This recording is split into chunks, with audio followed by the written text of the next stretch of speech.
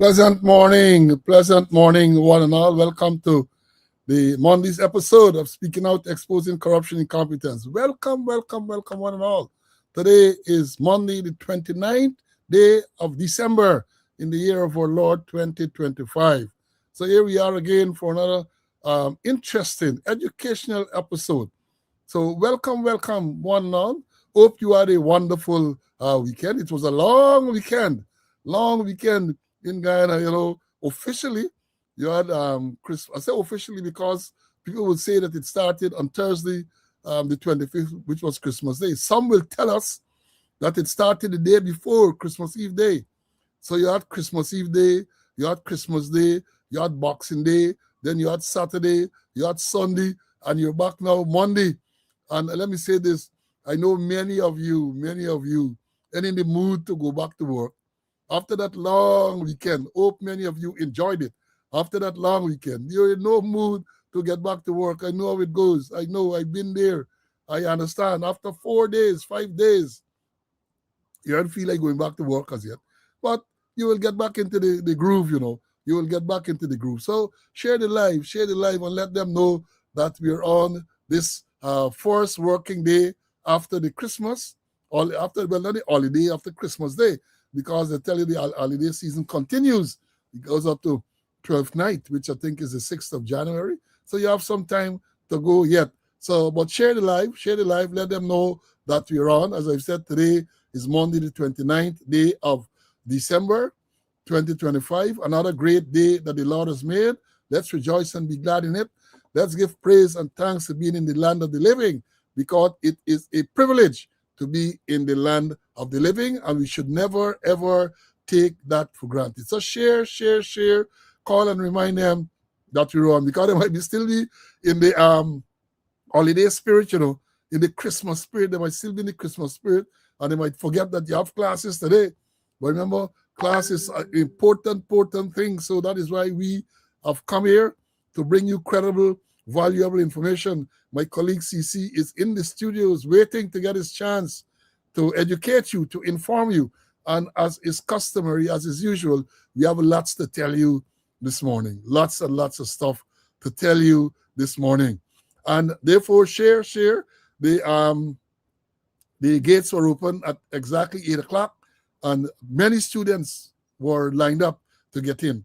And when the doors were open, a lot of next set rushed into the classroom to get their seats. But by now, people have their special seats, because when you go to a class or any activity, even in church, people get their special pew they will sit in. You go to school, you have your special seat that you could go and you sit in. And nobody can go there, Nobody, if a stranger comes in and he sits in that pew or sits in that seat, very soon he or she will get the message that, hey, you're at the wrong place. So yeah, share, and we're gonna come and bring it to you in a short while. You know what we do first, as we say, we do the roll call, acknowledging those who came early, and then we're gonna do the announcements, and then we're gonna get straight into it. But you still have to share and let the numbers. We just closed in on 600. We have a lot more to go. So as we warm up, let the other people know that you're here. In terms of roll call, 8 o'clock this morning, first man in was Ian Lucius. He is listed as number one, followed by Peter, then Evelyn, then it was Earl, Barbara, Jacko all the way from Georgia, Aubrey from Canada, Ulrich, where's them in the house?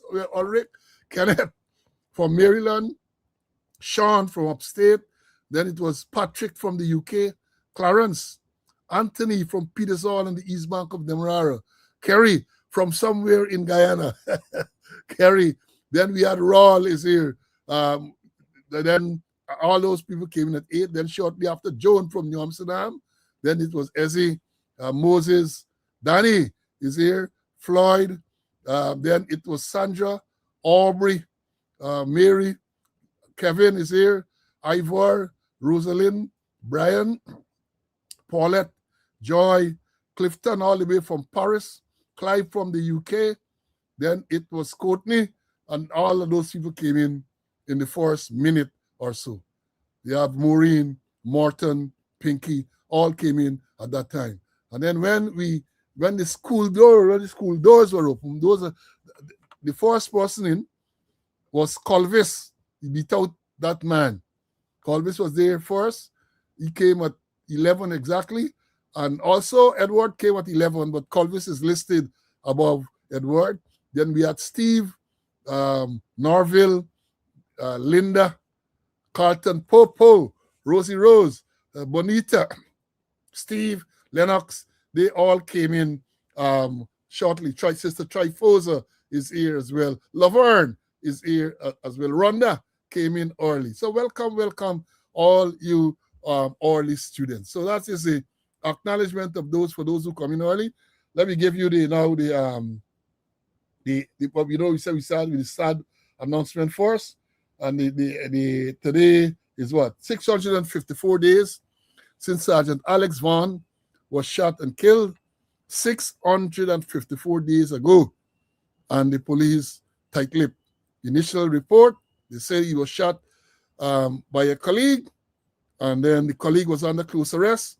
And 654 days later, we can't get any update on that. We can't, but we're gonna keep it. We're gonna keep talking about it. We're gonna keep reminding them.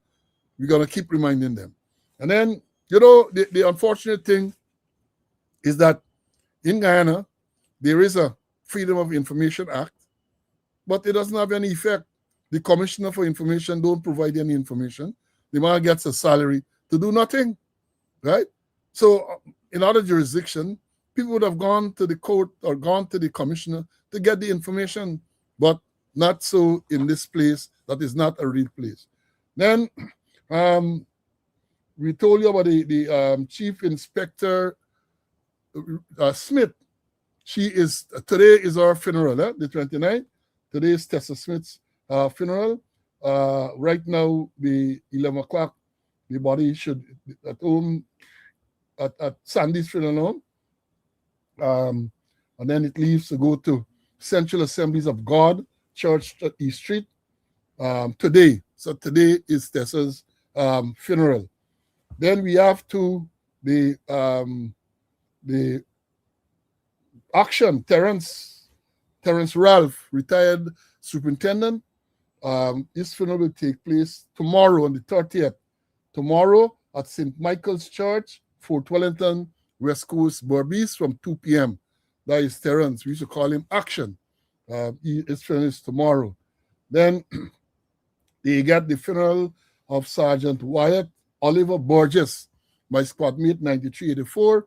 That too will be tomorrow. Funeral service tomorrow from 4 p.m. at Caribe Funeral Home, 1922 Utica Avenue.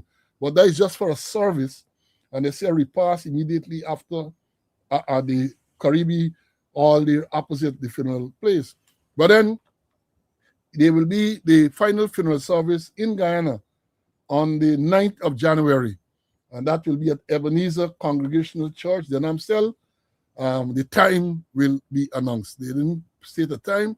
The time will be announced. But we know normally these things are around in the afternoon, 2 o'clock or thereabout. But as soon as I get the information, I will share it with you. And then this morning, I learned of the death of Preston Carrington. The older guys, older police, people around boxing. He was known as Kid Carrington. Kid Carrington was a boxer, and then he was with the police as a masseuse. He used to be there with the athletic team, with the cricket team. I remember he had a regular schedule with Commissioner Larry Lewis. We will go and he would massage Larry Lewis. A kid died, I understand, recently, and the information I got is that the viewing will be in Brooklyn on January the 11th at Barone Funeral Home, 4502 Avenue D, Brooklyn.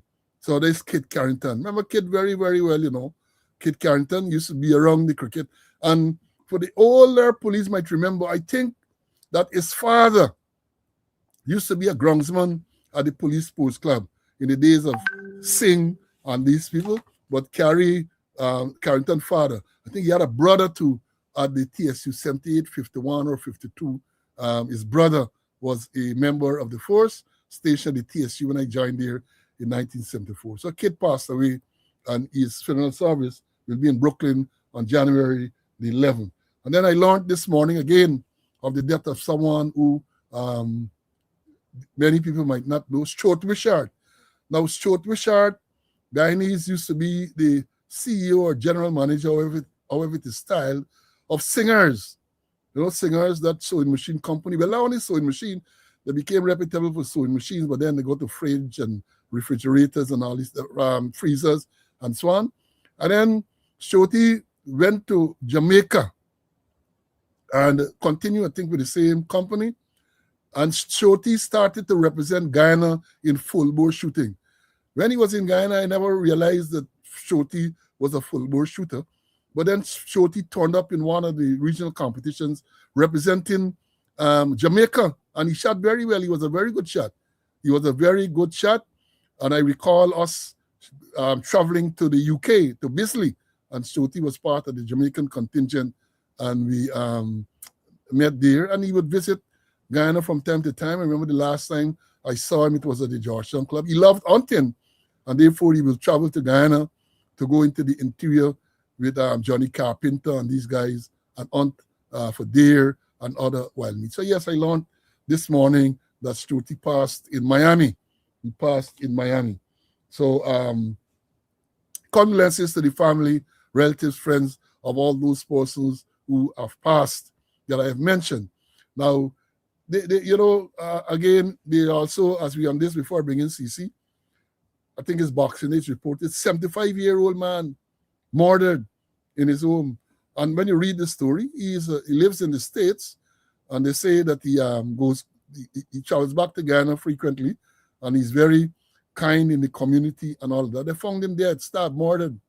They found him murdered, right? But I understand from what I have been reading is that they say that it doesn't appear as if anything was stolen. So it might not have been a robbery went bad, but I hope the police will investigate and crack this one as early as possible. And then, sad news again, learned this morning of another fatal accident. And this occurred yesterday. Let me see the note. Greenfield Railway Embankment. 32-year-old Tana Cambridge of Anns Grove died. She was driving, they say. There was another passenger in the vehicle. She was proceeding west, I think it is, they say, and was confronted by a set of cows on the road.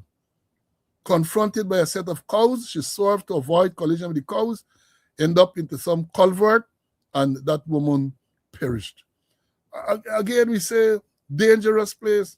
This is in recent times, this is about the 6th accident where animals are said to have been on the road. Remember, it was on the quarantine. One was a pig. Then you had Essequibo Coast, some cow. You had horse, goats at some place too on the East Coast with a motorcycle.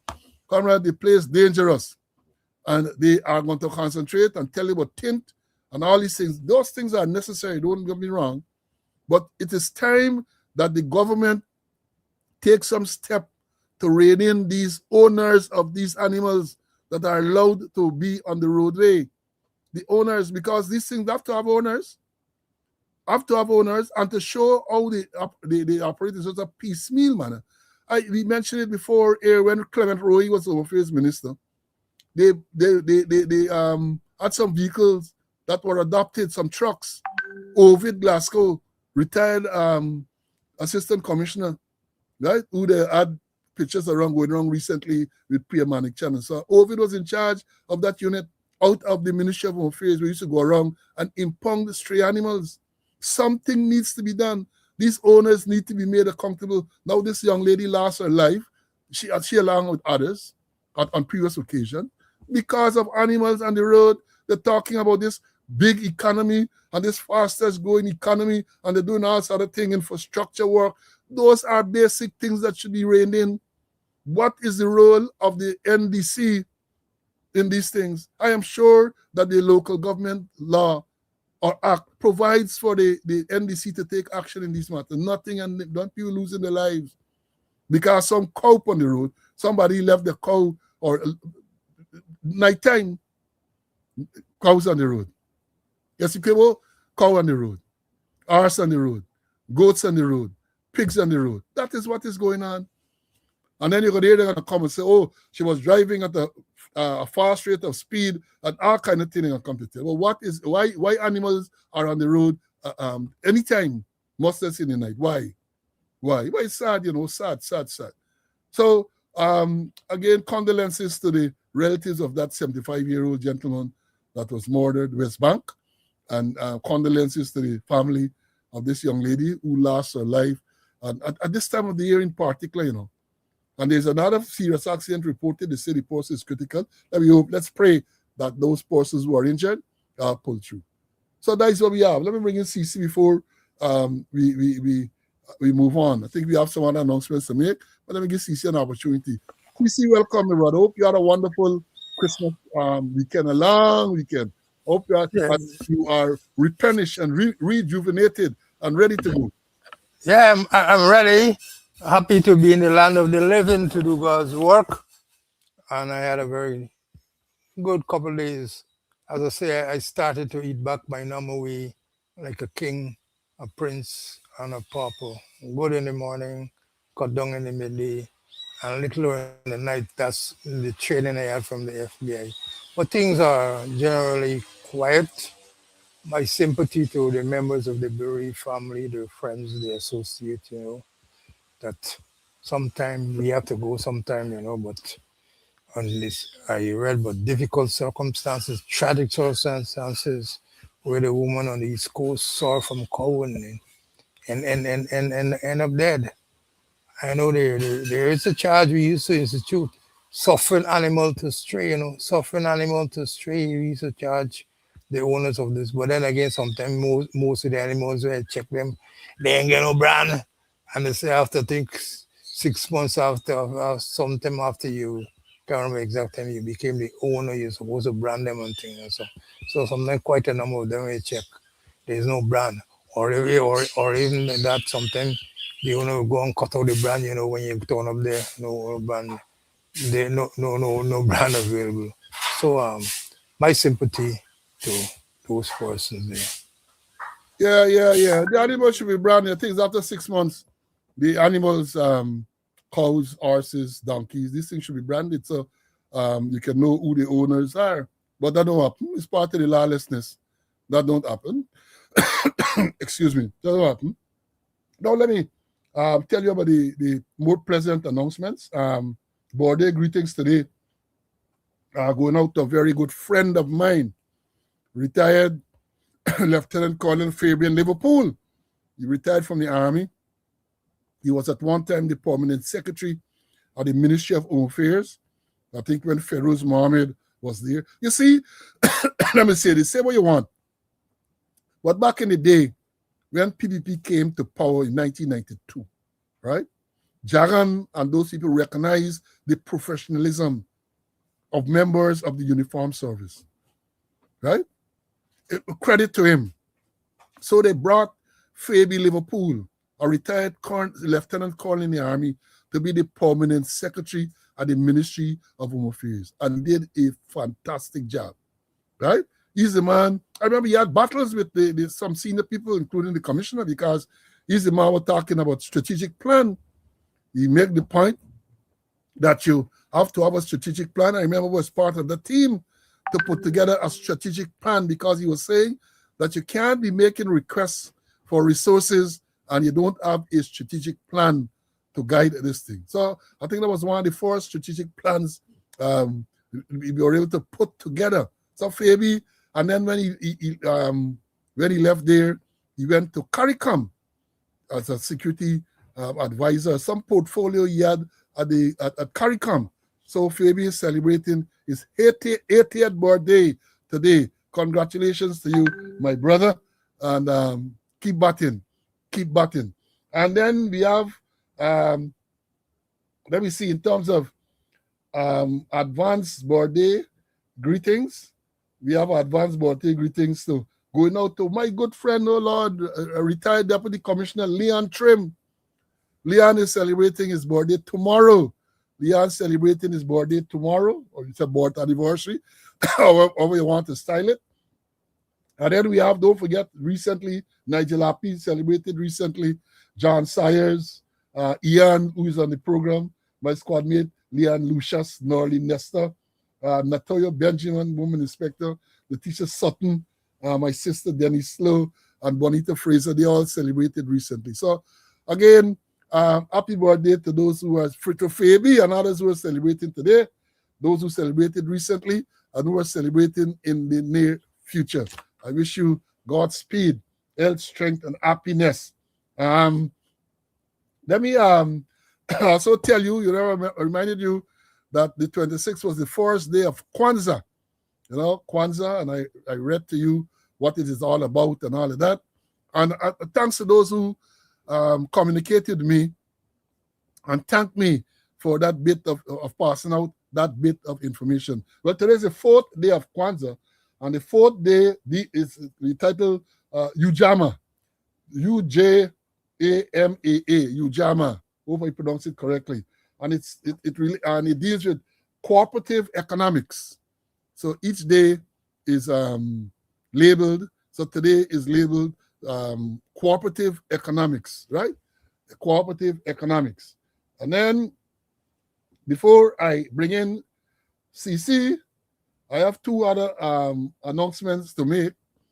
The cricket, cricket, Australia versus England in the Ashes series test match at MCG. First day, record crowd, 90-something thousand people watched the game. Unfortunately, the game did not last more than 2 days. England managed to pull back one. And I saw today, I think Sunil Gavaskar or somebody commenting. He said, when you get a wicket like that in the West Indies, and you get a wicket like that he put it out of way. You got a wicket like that in England and Australia, they make all type of excuses. When a wicket like that appears on the subcontinent or in the West Indies, they are so critical. They are so critical of the wicket. But from all indications, the wicket was below par. They said the first time since 1930-something that a test match play, and not a single batsman and make a half century. That tells you something. Not a single batsman made 50 runs in 4 innings. Right? Test match done in 2 days. But what happened in there? Test match done in 2 days. I was explaining to a cricket fan yesterday, is the economic cost. The Australians, the people at Melbourne are already counting their losses, about $10 million in losses. The fact that the test match only lasted for 2 days. Those are something I got to think about. Got to refund tickets. First of all, people would have bought tickets for all 5 days. They have to refund. In addition to that, look at satellite timings. You look at concessionaires who would have bought stuff to sell food and to sell trinkets, and all these people will take blows. All of them going to take blows. Security to be employed for all of those days. So it's not only the fact that the match done in 2 days, it's the fact that the economic cost of that truncated match. And then don't forget the first test also finished in Perth. In 2 days, they said they lose about 3 million. So let me see what's going to happen, right? Well, yeah. Not only, Sean, not only you have to pay the broadcast crew, but many of these things are, you have to not only pay them, but remember you would have catered for hotels, you would have had chartered planes and all this type of thing, maybe to take equipment and all of those things. So it show everything in a tailspin. I was involved at some level, so I can tell you it's not an easy thing, right? Even the refund for those who purchase online and use credit card, it might be simple, fairly easy. But for those people who lined up and bought with cash, is a logistics nightmare. Is a logistic nightmare. So that is what happened. And then I told you guys when we were here on the 22nd, that was the 4th anniversary of this program Speaking Out. Right? Going through the archives, I found the flyer called the 29th. of December 2021 is when we had the second program. When I had the second program, as you can see there, the flyer advertising the program for Wednesday the 29th at 2021 at 11 a.m. Right? And for those of you who have been around that long, I don't know if you recall when the program started, it was every Wednesday at 11 o'clock. That is how we started. That's how I started, every Wednesday at 11 o'clock. And then due to demand and request, we brought in Mondays and Wednesday. At some stage, you recall CC joined me.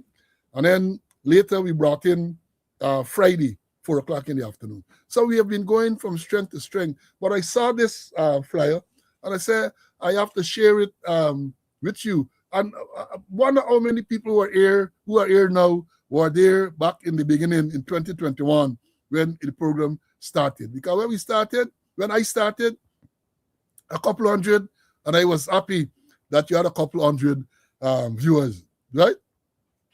And eventually the program grew from strength to strength. Now routinely, right now what? Today's a slow day, but we have over 1,300 on the live. Over 1,300 on the live.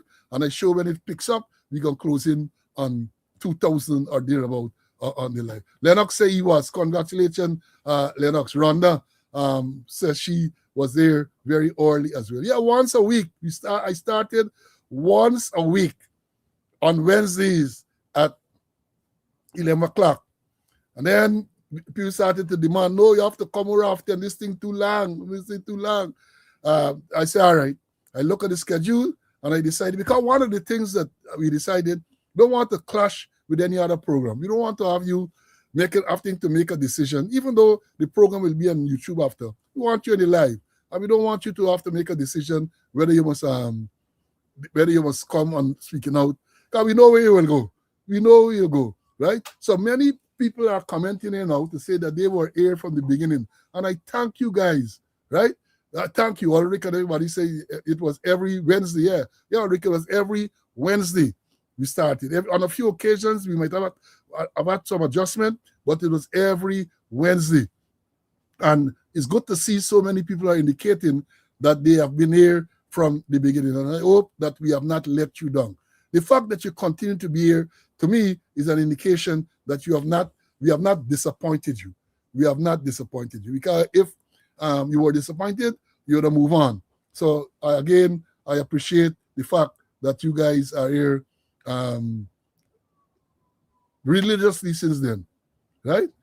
Some people said I want to be able to interact. We got to interact right now by messages, because to have any other thing, it requires resources.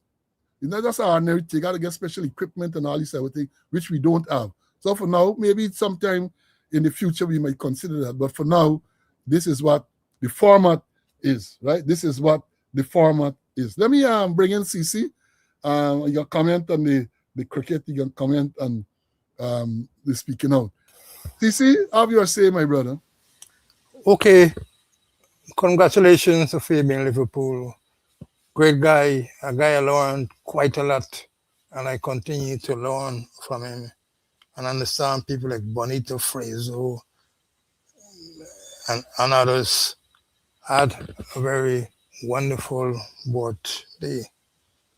John Sayers. And then understand that there's a guy who had a wedding anniversary. I didn't get a chance to congratulate him, but I wish to congratulate him and his wife. The cricket green top, glorious game of glorious uncertainties.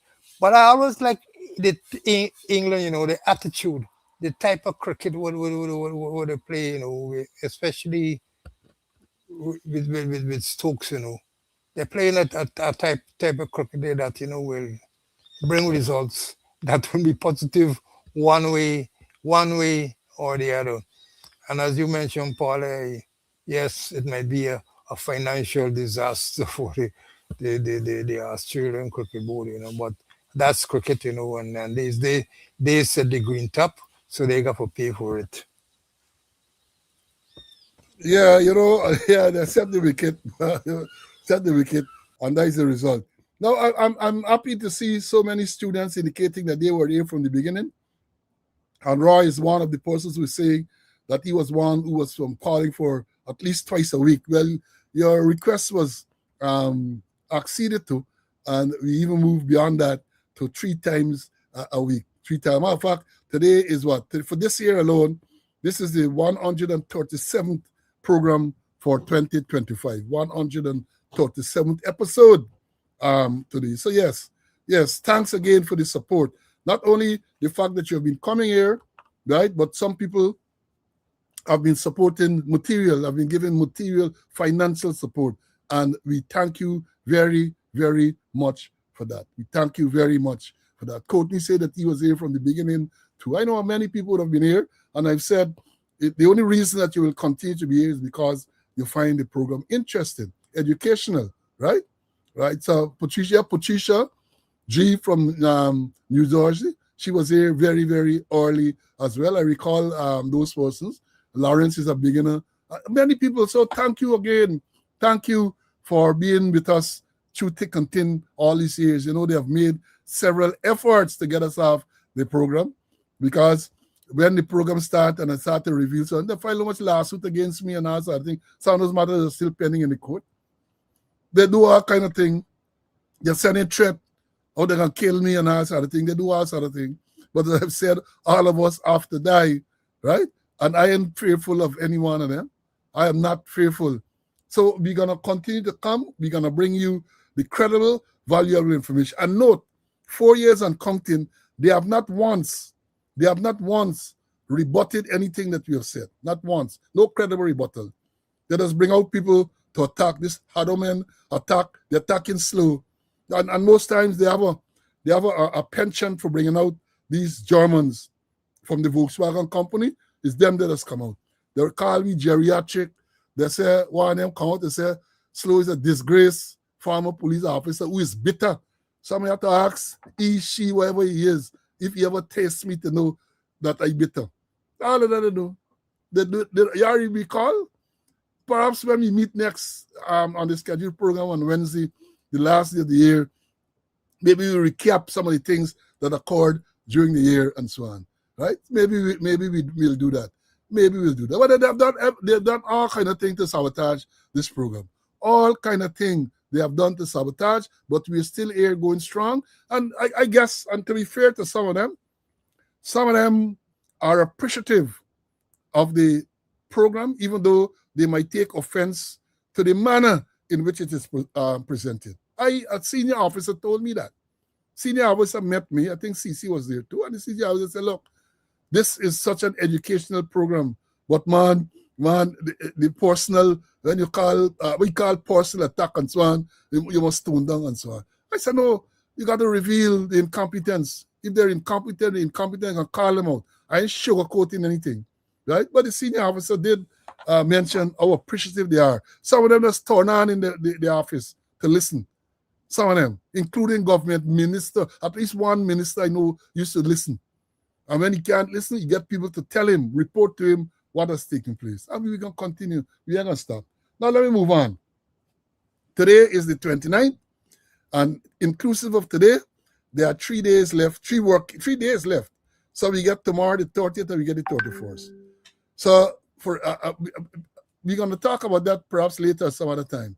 So it simply means that unless they call Parliament tomorrow or the next day, the meeting to elect the leader of the opposition, the year gone done, and you don't have a properly constituted Parliament.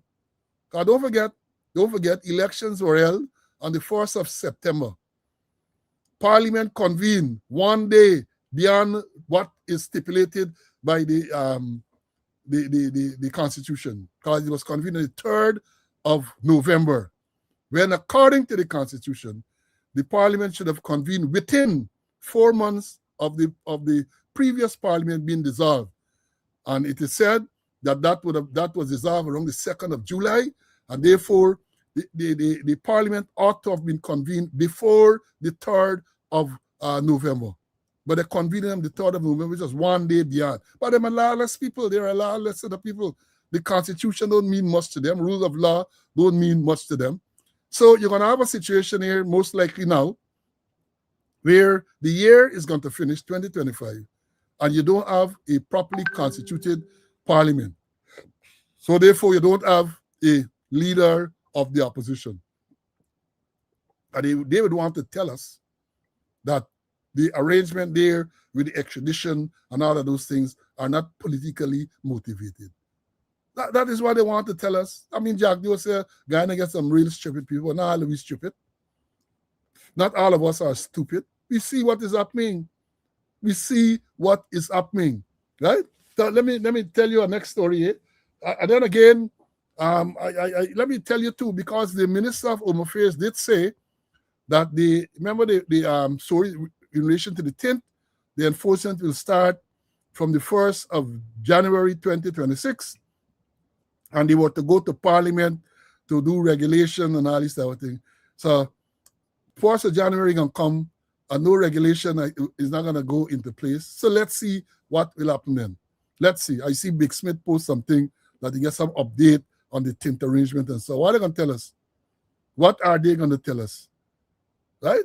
So a lot of talk. These people come and they talk a lot of things. They talk a lot of things. And what happened? Nothing. It's just talk, big lamp and no oil. Right? They have absolutely no credibility. So when they talk, right, you listen to them, those of you who have the time to listen to them, but not only what they say, look at what they do. Look at what they do. Now, a next matter that I wish to bring to your attention, I haven't seen it covered in the mainstream media or on social media and so on, is a recent dismissal of a charge of misconduct in public office brought against Trevor Llewellyn Ben. Trevor is now, I think, what they call it, the chairman of the Guyana Public Service Credit Union. Again, the Guyas at Hustle and so on. And he was the CEO of the Lands and Surveys Commission. And when they came into power in 2020, sometime thereafter, they charged him with misconduct in public office. That's a charge they like bring. Misconduct in public office and cybercrime charge. And the matter was going on and on and on and on. Always put off, always putting off, make you incur a lot of expense and all this everything. Well, Trevor, I understand, did the correct thing. He moved to the High Court, challenged the abuse of the process. And I understand that just before Christmas, the High Court threw out the matter. Because my understanding is that the judge had given them up to the end of October to conclude the hearing into this matter, right? And then comply with that. So when the matter came up before the High Court, I understand they were requesting for further extension. Imagine since 2021, sometime then 22, the market charge, and the matter just going on and going on, right? So the judge ordered the matter dismissed. So that matter is dismissed against Trevor Ben. Congratulations, my brother. Congratulations. And I got to tell you, some of you are lucky because my 3 matters have been there since the 19th of May, 2021. The next hearing is February the 20th. So that is what is happening. Costs make you spend a lot of money. That is the wickedness in these people, you know. They bring these charges knowing full well that you can't get a conviction. But they drag your name through the mud. They cause you to spend a whole set of money in legal and other fees, and that is where they get this satisfaction. But I'm telling them, you know, God don't sleep. God don't sleep. The day coming, their day is coming, and it's going to be bitter for some of them. And if it's not them, if they escape, some of them get picnic. Some of them get children, whether it's biological or somebody give them on. Because some they get, you know, contribute, so they get a pig in a bag, right? Or so they get pigs in bags, right? They get pig in bag, but they say it's them own. And old people say, if you didn't bin, your name not gonna call. You know, I love these old sayings. Old people say, if you didn't bin, I know what talking about. Old people say, if you didn't go there, your name couldn't call. So some of them get pig in bag. And if it is not them to suffer, the children or the children, you cannot do these things to people and get away with it. You might believe that you get away, but karma has no deadline. karma coming. Surely, karma coming to catch up with somebody. So, Trevor, congratulations to Trevor. Trevor, let me bring in CC. CC might want to say something on that and other matter. Let me bring in CC. CC, Trevor matter finish.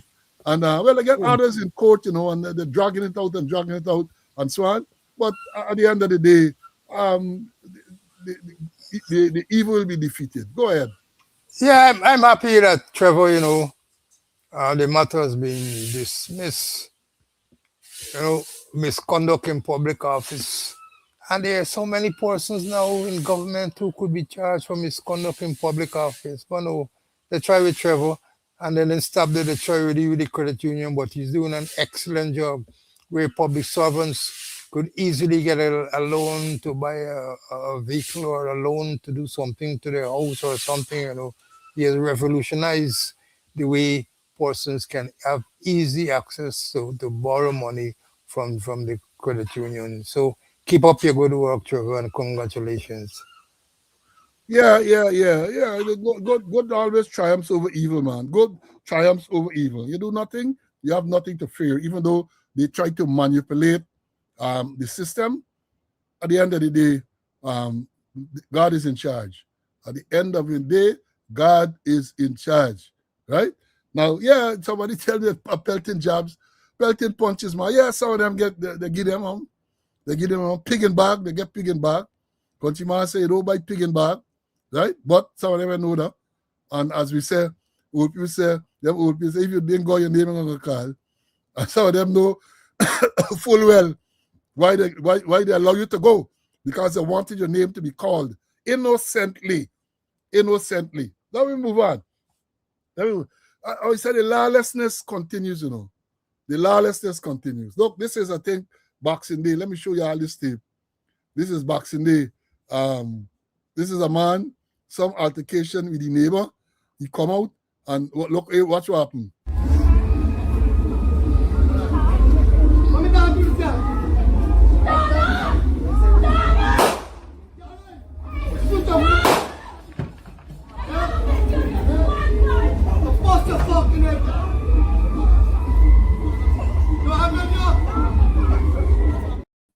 Now, I can't understand some story with this man, licensed firearm holder, and his neighbors. They say he's a contractor. So as you saw there, the man come out, the man bust 2 shots in the air, and so on. I want to know what has happened to that case, because that is sufficient grounds for the revocation of that firearm license. So in case if it's East Coast, let me tell Pajram, immediately the firearm should have been seized. And apart from whatever charge, whether discharge with loaded intent or discharge it within a certain distance of a dwelling, he should have been given a letter for him to show cause why the firearm license in respect to that firearm should not be revoked.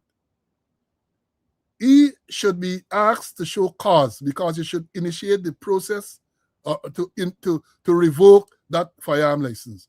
And I had left the template for such letters when I retired from the force, because, as I indicated to them, I had a matter some years ago when I was commander B Division, and a man was an ex-police, I can't remember his name now, Indian man. He was the licensed owner of a pistol and a rifle, two rifle. He lodged the rifle at the Central Police Station. He had his pistol. He went at number 2 where he slept. He had a lady there, he gonna sleep. And when he wake up in the morning, he couldn't find the pistol. So we put up the report, and we sent it to the DPP for legal advice. And we got what called jackass advice, which I followed and was rebuked by the judge. Because the advice was to revoke both firearm license, including the one that was lodged at the station. And I did that. I now the experience then. I did that. I like to share these things so people could understand. And the man challenged the thing in court. And it was Justice Ramlal who dealt with the matter. And Ramlal called me. Ramlal knew me since he was West Demerara. Ulrich, remember West Demerara days. And he told me, but you had no grounds to revoke the rifle that was lodged at the police station. He said, in any event, the whole process was wrong. You can't just revoke the firearm license. You have to ask the person to show cause. Natural justice, right? Natural justice. And he told me certain things, and I made notes and so on, and I did a document. When I retired, I had given that document to some of the police officers. I know what, maybe they're still in the job or anything. The process that you should go through to revoke a firearm license. The license is lodged at the police station. You have you have grounds to lodge the firearm. You ask the person to show cause. You point out what they are alleged to have done, and having regards to that, whether it's intemperate habits or whatever, ask them to show cause why the license issued to them for this firearm should not be revoked. And I remember I had a senior counsel friend who advised me again. He said, look, once you give them the letter, the firearm is lodged at the police station, so there should be no rush to revoke the firearm. He said, because if you give them the letter, and then shortly after you issue a letter to revoke the firearm license, they can argue that you showed a predisposition to revoking the firearm license. So allow it to wait there, because the Firearm Act is clear as to what they can do if once it is revoked. They appeal by petition to the president.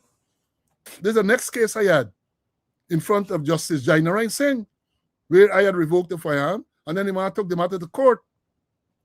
One of them phantom men took the matter to court, and we had to point out it was Jainarayan, Dudnath Singh was the AG, and I had relationship with those people. So he discussed, and I said, well, the law, point out the law says that if you feel aggrieved by the revocation of a firearm license, you can appeal by petition to the president. That is what it says. I said, well, they haven't followed that route. And do not say, whether they show you the thing and so on. I said, let me go to court, man, let me go. And Dudnath went to court and represented the case, right? He and I went to court the day and represented the thing. So these are things I like to share so these officers can understand. That matter where this man just go and shooting his gun in the air and threatening people, that is sufficient grounds. 1, to seize the firearm. 2, to initiate the process to revoke the license, right? And 3, then you look to see what criminal offenses may have been committed. But you know what's going to happen? They say he's a contractor. The man must get a little contact and so on. And chances are nothing going to happen, because you don't have commanders now with balls. The commanders that you have, very few of them have the testicular fortitude to do what is right and correct by the law. That is part of the big problem that you have in the Guyana Police Force. Some jackass going to call them. They don't recognize the authority. So some commissioner, some senior body, somebody going to call, give back the man the gun. Give back what gun? I had that issue with Gadraj. Call me to tell me what give back a man gun. I said, give back what gun? This investigation has not reached the stage for the firearm to be returned to the laminate man from West. I said, I ain't giving back the gun. I told him that. And Jack Dio get involved. Jack Dio called, tell McDowell he wanted to see me in respect to the same matter. And I went and I saw him and I held my ground. He wanted me to apologize to the minister. I said, apologize for what?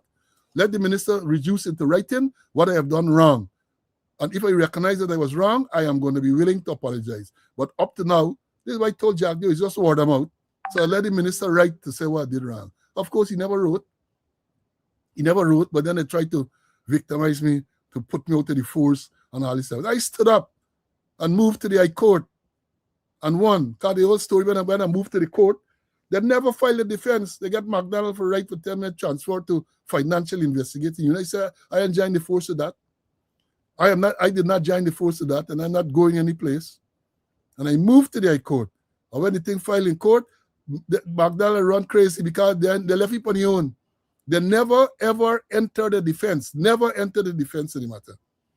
And then when McDonald left the work and Felix took over, around 2004, because the action was against preventing them from removing me as Commander B Division. And Felix wanted me to come and take over Georgetown, and he had a discussion with me. I said, well, based on the court order, I can't move, but what I will do, when the matter comes up next, I'm going to instruct my lawyers to discontinue the matter. And once the matter is discontinued, then you can move me to wherever you want to move. And that is how that ended. That come up to court, I did. The matter was discontinued. Rex McKay discontinued the matter. Rex McKay, Winston Murray. Matter discontinued, and then I was transferred to A Division. So I got to give all this background, them commanders and all these people who just kowtowing and just following illegal orders and all this type of thing, right? Illegal orders. You are the commander, because if you check the Firearm Act, 1605, is the commander has to do revocations. Commander. Nobody else. Nobody else. And here, let me tell you, let me leave you out with this one before bringing CC. When they call you and they tell you to carry out these unlawful orders, don't be disrespectful. Don't be disrespectful. Just ask them very kindly to reduce it into writing. You know, play stupid. I don't understand. Can you please write and let me know what I have to do? Or if they fail, if you don't want to do that, once you hang up the telephone, write them and say, based on the conversation we just had, I understand that you want me to do so. Please confirm. You can see skeptic and thing. I did that to a senior officer, right? I was at OCTSU, and he had asked me to give something with a firearm, which I wasn't in agreement with, right? He called me to his office, and I said, well, Chief, this thing can't do so, da. He said, no. He's telling, go, slow, go and do it. I said, all right. I got down to the office and I wrote him for clarification. And when he got the letter, he called me, pick up the phone, he called me. He's a man who I respect a lot, and I learned a lot from him. He said, slow, boy, I like how you do there. I like how you do. You're learning fast. Don't bother, man. Don't bother. Derek Thompson. Senior officer extraordinaire. He was operations, he called me. Then I write, I said, Chief, I need clarification, da. He called me. Derek said, he used to call you Uncle Derek. Uncle Derek said, slow. All right, boy, I see what you do. I like what you do. Don't bother, man. Don't bother. Say, all right, thank you very much, sir. That is, you're going to learn these things. You sit down there as commanders and you just fall in all sorts of stupid and unlawful orders. And again, I'm not blaming them, because they haven't been given the requisite training. And I have said to them, one of the biggest mistakes that they have made in the Guyana Police Force over the last decades or so, or perhaps even longer than that, is the destruction of the police officers' mess arrangement there, where no longer officers gather and in a spirit of camaraderie and esprit de corps, you exchange views and so on. You learned a lot. I learned a lot from that arrangement. I learned a lot. You go to the officers' mess, you interacted with senior people, you hear them discussing certain issues. If you are worried or you're concerned about a particular matter, you raise it with them under type of circumstances, and they will, you learn. But now, nobody goes there. Going to the officers' mess is not about going alone to drink, but it's to sit down and to interact and to establish that relationship and to learn. But then they know they might prefer to go to some rum shop around the corner, because when you go to the rum shop, you could broke somebody on. That is a problem. So that is one of the reasons they are in the situation that they are in. Let me bring in CC, and then we're going to move on. CC, go ahead, my brother. I've said a mouthful there. Go ahead. Yeah, more than a mouthful. But we learn a lot, through you challenging the status quo, especially dealing with firearm and revocation of firearm. We learn quite a lot. And I remember Peter Britton, he was saying to when you write a man to ask him to show reasons why it shouldn't be revoked, He said, don't give him no date. Some people write, hey, respond by X time and Y time. He said, don't give you no date. You left it at that day, And we learn so much about you. And but we also suffer, I remember when you refused to hand back the weapon to the Lemonade Man, and President Jack Dew and them get involved in it, and he say he ain't promoting you, you're gonna suffer, and we also suffer. I remember me and Ivla Whitaker. We were the number 2 and number 3 persons in line for deputy commissioner, and he ain't give you. So no, we ain't get. You wait till you come off and then he give us and give I think it was Bromwell and Sealer Prasad. So we also suffer, but that's the name of the game, you know. And the thing is that we need to stand up for certain things. We need to stand up for what is right, even though we may suffer, but stand up for what is right. Yeah, we suffer from the promotion, but our integrity remained intact. And that is important. Our integrity remained intact. Now, let me make one correction to what you said just now, CC. And this is done on the lighter side. You said that I refuse to return the gun to the lemonade man. I did write that in the statement that when Gadraj instructed me to return the firearm, I refused, right? And I mentioned the word refuse about 2 or 3 times in the statement. When I read it over to my lawyer, Peter Britton, the late, great senior counsel Peter Britton, he told me over the telephone, he said, excellent statement. Excellent statement. One correction. He said, wherever you have the word refuse, change it to decline. So it's easy. I did not refuse, I declined. Lawyer man, words, man. Peter told me, Peter said, Paul, wherever you have the word refuse, change that to decline. So I did not refuse the instruction from the minister. I declined the instruction. That is what senior counsel Peter Britton advised and instructed me. And Peter Britton was the lawyer initially before Rex McKay and Winston Murray. And there's a different story in itself. So you got to understand the subtleties of the language, man. The subtleties of the language. Now let me move on. Let me move on. Because we said this morning, 1 hour done already. Now, share the live. What we did, 1,700 plus. You want to go up to 2,000. Share the live. Now, as I said, with that matter with the firearm, lawlessness, let me see what's going to happen. But I ain't get much my expectation that anything gonna happen. Because the fact that they said the man is a contractor and he's a licensed firearm owner, right? I realize is either Jackie Opel visited for him to get the firearm, or it's the same type of contact that he get, which allows him to get contracts he can use to make sure that he return the firearm. They'll come up with some salawala, come up with some reason, and they say they're going to return the firearm to him. That is what is going to happen. Now, let me move on to this next issue. I saw, and there's a video circulating on, it's on YouTube. I thought it was on Facebook, but it's on YouTube. And I'm referring it to this incident with the police sergeant in Borbies. Let me, I think I have something here. Let me see if I could find it. The police sergeant in Borbies, who is set to have, here it is. Let me read what the story says here. It is carried in today's Stabrook News. Sergeant under close arrest over gun incident in Borbies.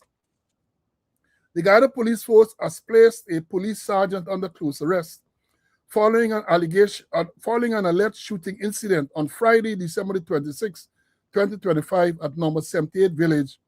While official police bulletin released on Sunday remained vague regarding the identity of the rank and the circumstances of the arrest, external reports have identified the officer as the driver of a senior regional commander. According to police statement, acting on information received, investigators contacted a sergeant at approximately 12:20 hours on Saturday. He was informed of the allegation against him, escorted into custody, and placed under close arrest. Police confirmed that the relevant samples in the court were taken as part of an ongoing investigation into the discharge of a loaded firearm. However, a social media post by Team Mohammed identified the rank as Sergeant 21959 Danny Prasad, the personal driver of Regional 6 Commander Shiv Prasad Bacchus. It alleged that the sergeant was involved in a hit-and-run accident while driving an heavily tinted Toyota Primo with obscured license plate. A report filed by the civilian involved suggested that after striking a vehicle and breaking its mirror, Prasad attempted to flee but was confronted. It was alleged that the sergeant appeared intoxicated and refused to cooperate. The situation escalated when the officer reportedly pulled out a police-issued firearm and threatened to bust the civilian head and face. Despite efforts by Stabrook News, The woman Deputy Superintendent Moore Bowen of the Guyana Police Force, CCU, that is the Corporate Communication Unit, has not yet officially commented on the identity of the sergeant.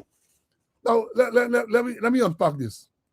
Because if you look at the video that is circulating, you will get a good picture as to what actually transpired. And what they're saying here is basically it, that this sergeant driving the vehicle jammed the mirror of some other vehicle. A minor accident, but he drove away.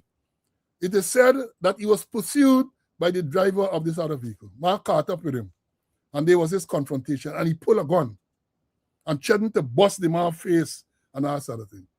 Right? Threatened. Now they're saying, according to them, once the report was made, that no report made, once the thing circulated around social media, they would have seen it, and they jumped to say that the man was able to say, police bulletin released on Sunday remained vague regarding the identity. The man, the police sergeant, was identified clearly in the video. The calling name, number name, 21959 Danny Prasad. And they went on to say he's the driver of the commander and that he had a force issued firearm. All that was said. All that was said in the video, right? But then they say WDSP Moore Bowen. I understand that she may have taken over from Mark Ramatar. You know, Mark Ramatar was the head of the corporate propaganda unit. He had some running, we understand, and he had some exchange of word, and he left the work. So I understand now that woman Deputy Superintendent Moore Bowen of the Guyana Police Force Corporate Communication Unit, well, they fall into the same trap. They failing to release timely and information. The thing happened, what is the problem? Why you all hiding from the media? Tell them if you don't have all information, just tell them what you know. Yes, it is reported. We're going to follow up and give you further information a little later. Because she might not be at fault. Because the division people might not have sent the information to her. Especially when you have them power disparity. Because the man in charge is an assistant commissioner. She in charge of the corporate communication unit, the deputy superintendent. I don't know if she get the type of experience and clout to get the information from the commander. She might have to get the intervention now of some deputy commissioner or the commissioner himself, which again breaks down the whole thing, breaks down the whole system. Because this thing happened is reported. You see it circulating in social media. Give a release. Give a release as to what really happened, what can be. But I said the sergeant and a close arrest. Before I bring in CC, let me make this. Let me say this. Given past experience, nothing will happen in this matter. Nothing. Nothing will come out of this matter. Right?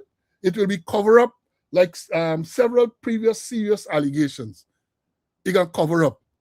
And I have some questions to ask, right? For them to say.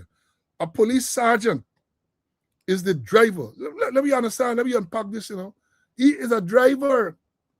A sergeant is the driver of the commander. Assistant commissioner is a commander. A police sergeant is the driver. But when I've been in a position there, sergeant driving me. Well, now one of the problem is they got so many sergeants now since the president had that vision and they're promoting wireless all over the place. So you got a sergeant now who's a driver. Back in the day, sergeant got to be the man in charge of a station or running a shift for the station or some serious position in charge of patrol or something. But you got a sergeant of police who is a driver to a commissioner. Well, again, maybe you have to make the distinction. Maybe he's not really a sergeant. Maybe he's just wearing 3 stripes, right? Because remember I told you all about the distinction between a sergeant and a man who only wearing 3 stripes. When you talk about a sergeant, we made that distinction at TSU many, many years ago with them older sergeant and so on. I said, no, you're not a sergeant. You're only wearing 3 stripes. A sergeant is a man who knew the job. At the TSU, you know to drill, you know firearm, you know all these things. You go to the station, you got to know to run a station, to do cash book and to do records. That is a sergeant. If you don't know that, you're merely wearing 3 stripes. So this one might be one who is just wearing 3 stripes. He's not a sergeant, right? And I would love to know when he get this 3 stripes. Maybe one of the president vision promotion or the president nightmare promotion. Let's promote everybody. If he's driving the commander, I suspect you will be driving the commander um, as a corporal. And then when promotion time come, they put on your name, you turn sergeant. I got a strong suspicion that that is what has happened. A strong suspicion that is what has happened. So one, you drive in, a sergeant as a driver, and two, you got a firearm. Think about it. Now, why would a sergeant who's a driver be entitled to carry a force firearm? Why? It's a broke down in the system. I'm attacking it raw. The system broke up. The system, this, I don't know what justification they can advance for allowing a sergeant to force driving the commander and carrying a firearm. Let me bring in CC. I got others to talk about and the same other things to mention, but let me bring in CC now. CC, have your say on this matter, man. Sergeant is a driver and carrying a firearm, escape from the scene of an accident. What is your take? Are the under close arrest us here? All right, I got to deal with it. Now, the report coming out of the police very, very vague, you know. First thing they say, the sergeant was told of the allegations. What allegations he was told of? What allegations he was told of? And then he was escorted, here the language, you know, escorted into custody and placed under close arrest. Now, close arrest, they abusing close arrest. Police Discipline Act Chapter 17:01 talks about close arrest. That close arrest is when you're dealing with police disciplinary matters. When you're dealing with that matter, is arrest full stop. Is arrest full stop. And here what they say. Police confirm that relevant samples were taken as part of the ongoing investigation into the discharge of the loaded firearm. What relevant samples we talking about? What relevant? Did they brutalize him because the information is like he was drunk? And did they have to get the relevant samples for ballistics and this kind of thing though?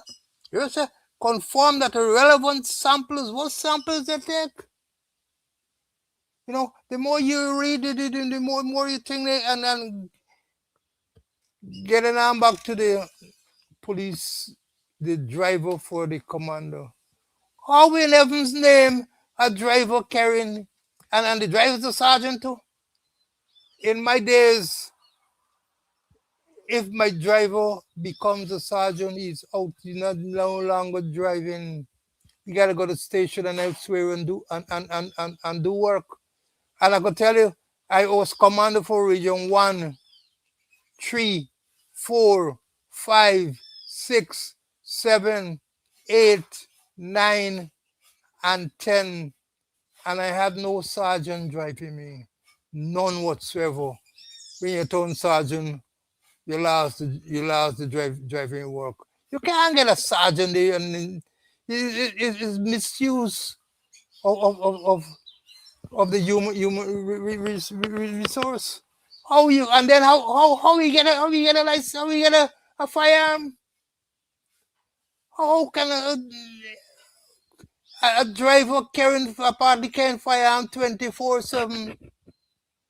If by chance in my days my driver had to use a firearm, I will have to give express order to the station sergeant to give him a firearm, and it must be returned by X time. As soon as the duty is completed, carried back to the station, lodge it there. You can't get it home and go in a rum shop and drink and all kind of thing and get firearm. No way that a driver fetching firearm 24/7. No. If it's some operation, as soon as the operation is finished, it gotta be lodged back. And no driver can use my name and say, hey, the commander said that I must get a firearm. It gotta get my express permission to be issued with a firearm. So the whole thing getting haywire. Here is it. allegations against the sergeant, and up to now we know what action was taken apart from what they said they put here and the closers. And I'm making the point that the driver of the commando carrying firearm whilst he is off duty. And then the allegations are that he was highly intoxicated and threatened to bust a man's head or bust up his face. But you see, it's the same Region 6. And I got always talk it. I remember last year, Region 6, Deputy Commander, and I can call his name, Stanley. He was Deputy Commander for Region number 6. He was a superintendent. And the allegations, and let me read you what the allegations are, that he was in his normal bar hopping over the weekend and driving his vehicle, involved in an accident with a motorcyclist. The motorcyclist died on the spot. And within days, 2 or 3 days, that superintendent who was involved in that fatal accident was transferred, removed from Borbies. Nothing wrong with moving. But what they do? They move him as Deputy Commander Region 6 and made him Commander Region number 8. Here is it. I'm a superintendent involved in a fatal accident.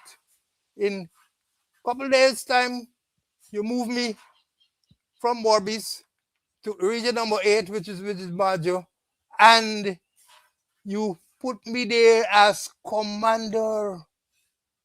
And if to add insult to injury, the unconstitutional Police Service Commission, which is headed by a man who calls himself Bishop, promoted him within a short space, within I think a month or so, promoted him to senior superintendent. Recap: I'm involved in a fatal accident. I'm the deputy commander. They moved me, carried me to Region 8, made me the commander, and within a month or so, they promoted me to senior superintendent. So I won't be surprised if they follow the normal procedure and they don't take any action against the sergeant who allegedly was under the influence of alcohol and certain people. And I won't be surprised if you hear the sergeant turn inspector tomorrow morning. Inspector, they might jump from sergeant straight to superintendent or something, inspector. But let me say this. You know, I don't like to just make these statements and leave it at that. And I made a statement to say that past experience, this will come to nothing. The matter is going to be swept under the carpet, right? Like previous allegations. And what I'm talking about. Let me remind y'all. You got the killing of the unfortunate at Linden earlier this year. Nothing. You ain't nothing. As a matter of fact, the crime chief, Deputy Commissioner Blanham, said that the CID was not investigating that matter. That's what he said, right? Because remember they brought in RASS and OPR. Imagine the death of an individual in very controversial circumstances. I ain't call it murder yet. And the CID of the Guyana Police Force is saying, the head of the CID telling us, no, we are investigating that. And the OPR, Office of Professional Responsibility, and the RASS, that is the Regional Security System, they investigating. And what happened? You hear nothing more, nothing. I saw something the other day where the mother leading up to Christmas, the mother complaining at this time in particular, how she feeling it because he was such a good son and he took care of the family and all of that. Nothing. Let me give you next one. Remember the killing of the 2 minute Mike Coney? Sometime last year too, not last year, this year, a rush in the year, this year, where this man who said was unsung man was seen throwing sand at the police. And a villager intervened to subdue this man of unsung man. And the two 2 policemen open fire and kill both men. Unbelievable. Open fire and kill both men. What has happened? What has happened? One police of Indian descent got promoted shortly after to inspector. And then tell you nothing more about the investigation. They say OPR was investigating. Nothing. So 2 men fired. 2 men died. 1 got promoted to inspector. 1 get promoted. So those are only 2 reasons why I believe nothing coming. Let me give you some more. We have heard over the past couple months at least 3 instances or incidents where prisoners have died in the police lockups. 1 at Letem, a man get bullet wound in Rhineville police station and died. I think 1 at Wim. 3, at least 3 that I can remember. You hear nothing about it. Nothing. You're not hearing anything more about that. Let me tell you all some more.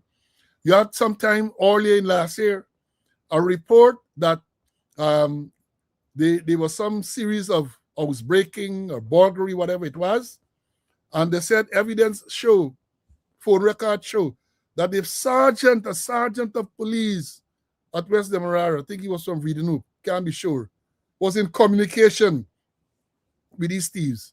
They said they placed him under close arrest. That's it. Nothing further. Nothing further. Then we had the situation where not so long ago, the sexual scandal at the training institution. What they do? They transfer a couple of people. They say OPR investigating. You ain't not know. And my information is that the dirtiness, the nastiness, the stinking behavior continues. Shortly after that, we were told that there was this allegation that a deputy commissioner was blackmailing some junior rank because he had a relationship with the junior rank and her husband found out and some blackmailing taking place. The Minister of Home Affairs, the current Minister of Home Affairs, made a statement to say any such relationship between a senior man and a junior person is a violation of the Sexual Offense Act, given the rank disparity. That is what the Minister of Home Affairs is on record as saying. What has happened to that matter? What has happened? Nothing. Nothing. Let me go further, right? Let me go further. We learned not so long ago, the woman who is now the police best cop, Deputy Superintendent, I think Fredericks, when she was put to take over the narcotics unit, they decided to check on exhibits, narcotic exhibits, cocaine and other narcotic drugs lodged at the police armory. And when they went in to check, they discovered that the narcotics, the cocaine, large amount of cocaine, turned to flour. Large amount of cocaine. Houdini intervened. Magician, Mandrake, and all the magic man intervened. It turned flour. What has happened to that? We hear nothing. I guess that is swept under the carpet too, because they did say to OPR investigating. OPR, Old People Retirement. That we should be part of the Old People Retirement. Then they say, again, about a month or 2 ago, we learned that, the cocaine turned flour. The cocaine turned flour. And we understand that what happened is that as soon as the person go in, somebody go and check, the person taste it. No, this is not cocaine, this is flour. That was a part of the old process, right? Somebody reminded me that, and I had that to mention, at the airport recently, where ranks, some bribery with some ranks, the OPR investigating, where ranks taking bribe from somebody. Nothing can happen to that. You never hear nothing further. Let me go on to tell you too, right? Recently, there was a report that a police rank from Letem impregnated a 14-year-old girl. He had a relationship with the mother, and he impregnated a 14-year, and allegation was there was a younger one too that he was having a relationship with. Nothing had happened. We hear not, at least they're not telling us anything. That what's in a police rank? Police got to be 18 plus. I can't tell. Let me. I don't want to be vulgar, but he there with the mama. He there with the mama, and they say he impregnated the mama daughter, 14 years old. And then they say that the other 12-year-old, to use appropriate. He was interfering. He was interfering with the 14-year-old as well. What happened to that? What happened? You got the one at Region 1, Mabaruma. Police Corporal Passad, I think is his name. In an inappropriate relationship with a 15-year-old. Right? What happened to that? What happened? You got the Commander Region 1. Right? Alleged to be with this fraud story. Big investigation. They seized documents. Men flying. Men from Soku flew into Mabaruma to carry out an investigation. They get, according to those of you who know what drill, Sean did drill course and so on, they get the as you were. You know the command? As you were. Stand down. That is what they get. So nothing can happen there. Let me tell you more, man. Let me tell you more. Right? Let me tell you all more. You got a matter, Region 1 again, that is well publicized all over the world. 4.4 tons of cocaine found, buried at Port Kaituma. The commander, they said, he has since been sanctioned by the U.S. as a drug trafficker. And what happened to the other ranks who were there too, including the officer who was in charge of the subdivision, promoted. The officer who was in charge of the subdivision is promoted. 4.4 tons of cocaine found, a strip bill, call them everything. And they promote the officer who was in charge of the subdivision. So he said nothing is going to happen with this sergeant. Let me tell you some more, man. Let me tell you some more. They get, look, the Brutus matter, 252, CB 252. They say Brutus do all manner of things. But we have seen evidence that they produce to say Brutus, the finance officer, police finance officer, Bharat Prasad, right? Sign off some stuff. Pay out to the Police Central Welfare Fund, contrary to all the regulations. What has happened to him? He's still in position. He got promoted. They claim that Brutus thief, that is what they claim, $60 million from the police consumer squad. And all the facts able to say happen. They say that the lady in charge of the consumer squad was instructed to make out a check for $60 million and to encash this check and hand the money over to Brutus. It is further alleged that the money was handed over to Brutus in Ikin's office, in Ikin's presence. Ikin sent an officer to accompany her to the bank. What happened? Nothing. And those people are still in position. The finance officer is still there. They get promoted. So too, I understand, is that the lady of the police consumers still in place, promoted. So what you think? What you think can happen to this sergeant who merely involved in a hit and run accident, right? Let me tell you further. Remember Adriana Young? That child that was found dead at Doubleday Hotel? Mandal misleading the whole world about her leaving in some car and all this everything. What happened? They put people on administrative leave and he back. You know, hear nothing more about all the other failures and so on in the matter. We not hear nothing. We're not hearing anything. So when I say that this matter is going to be covered up, it is based on that experience. I ain't done. Let me tell you all further. It was alleged all over the place that Mitchell Caesar, the man in charge of major crime, took $30 million to cover up the paper shard murder. That was there in the public. What has happened? Promotion in your backside. So what you expect? Somebody said it pays to do wrong. It pays big time. It pays bigly to do wrong. And you think I finished yet? I ain't finished. To crown it off, this is not all. This is only some. Again, the commissioner confessed. He didn't write no statement, right? This is a confession that he took $8.5 million from Amir Ahmad to finance Brutus' wedding. He write there in a statement, right? And what happened? That wasn't misconduct in public office. The man got promoted because when he wrote, and I said there's no allegation, he said he did that. I have a copy of the statement in my possession. He wrote to say he did that. And what happened? Promoted. The man was acting commissioner. They promote the man to commissioner on the 19th of December 2024. President promoted. So yes, student, those who are saying it pays to do wrong, it would appear so, providing you have the right connections And providing you have the right texture, your ear get the right texture, that is going to happen. That is going to happen. So here it is. And at the same time, I say that because I know the Accreditation Commission then does monitor. You get officers of another ethnic position who over 2 years now have had their cases dismissed in the magistrate court. And they can't reinstate them. They can't reinstate them. Yeah, Sean, that is reprehensible. They can't reinstate them. Right? And that is what we have. So what do you expect? How can one expect that this sergeant will be treated properly, will be dealt with according to the regulations and according to the rule of law? There can be no such expectation based on our lived experience, recent experience. They're going to cover up the thing, right? Cover up. So I highlighted some of those issues for you to understand where I stand when I started out by saying that given the past experience, nothing will come out of this matter. It will be covered up as so many others have been covered up. Let me bring in CC in case you want to say anything more on this. Yeah.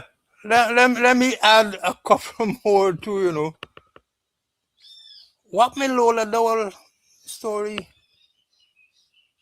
What happened with they had a shooting in the same area where she lives, where they're saying the son is allegation, the son of a known drug dealer discharged about 17 rounds. They find 17 spent shells. Nothing. Then we had a man die. They saw him in a handcuff at Parafate police station. Nothing. Parafate again. Policeman, a police corporal shot in the stomach. He had to do surgery to remove the bullet. Nothing about it. Same West Ham. Police chasing a man who driving a vehicle and he struck down and killed somebody else. Nothing about it. You got a policeman spent 9 months in prison having been convicted for some traffic offense. He was not interdicted. He was not dismissed. And after the 9 months, he turned up, and they tell him that they qualify during the 9 months. We used to pay your salary. All the money went into your bank account. You got to pay back the money. Nothing more. That's the end of it. The big financial investigation, Paul, you mentioned at region number 1, where they get people sign bogus documents. People at Embutiro, people at Morowano, people at Yarakita, people at Mabarumo, people at Port Kaichumo, people at Matthews Ridge, people at Moruca sign bogus documents. And those who refuse to sign, they get people who sign for them. No real investigation done. They just left it like that. And then we have also the Police Service Commission. Their term ended in May, and they're still moving about the place functioning. I think recently, the Finley went on his bank as chairman of the Police Service Commission, talking to ranks there. There's no police complaints authority. Fraud at the police finance office, and there are so many. We could take up this whole program here talking about these irregularities, these things are going on, and nothing is being done. Therefore, like you, Paul, I won't be surprised if they don't do anything about that sergeant who is the driver of the commando. That if they did, they will do anything against him. Perhaps he must get secret for the commander too. Well, I hear that this same man is involved in several other incidents. Because the allegation is that he always drunk. He can't pass the bottle and he can't hold the thing. So he always in some scrape. And they said nothing happened. I understand right now they got another matter pending against him. Accident related, drunk, jump somebody's vehicle, and nobody want to investigate. And I was told too that when you talk about this sergeant driving the commander in Bobby's, the region 2, the deputy commander as a driver who is a sergeant as well. Well, you see, you're going to have that because the president and then promote a whole set of sergeants. Remember, 2,800 and something people get promoted. And that is why you're going to have these problems. Sergeant is driver, a sergeant driving a deputy commander, a sergeant driving a commander, right? And you want to know why they are in the mess they're in. And let me correct it. Not a sergeant, a man who is wearing 3 stripes. A man who is wearing 3 stripes is a driver to a deputy commander. That is a problem. The force is in serious trouble. Serious trouble. And the government is not doing anything to address it. They come up with all type of foolish statements. They're not doing anything to address it. And if you want advice, you got to start by sending Nomikin. Because he's a bad influence on the organization. He's a bad influence. He is not qualified to be in the position, but you are put it there. You are put it there against all the legal challenges and so on. You are put it there, right? So what do you think will happen? The force is going down this hill rapidly. They're doing all sort of PR. You get party A and you get party A, but those things are not consequential. You're sharing gift A, you're doing that, and the police force now, the only thing to their credit now, I believe, is that they're in the news more than any time in the history of the police force. Social media, every day, something. They get lecture, 2 man, they talk to 2 drivers at the road corner, there's a lecture, they post it on social media. Everything, they post on social media. That is what the organization that you and I served for all them years, that is what it has become. And it's getting worse because I continue to say it is a crisis of management. It is a crisis of management. And unless you do something drastic about the people who are in those senior positions, you ain't getting no place. You're not going to get any place. All the band-aids and so on that you're using, not going to get any place. Now let me move to this subject with some people ask me to comment on it. And I will, right? I'm talking here about a video that is viral on social media about an altercation between a driver and the police on the Linden Soosdijk Highway, right? Let me tell you what is being said. I listened to it's a lengthy video. The man record what was going on. Let me tell you the gist of it. Let me see it, summarize it.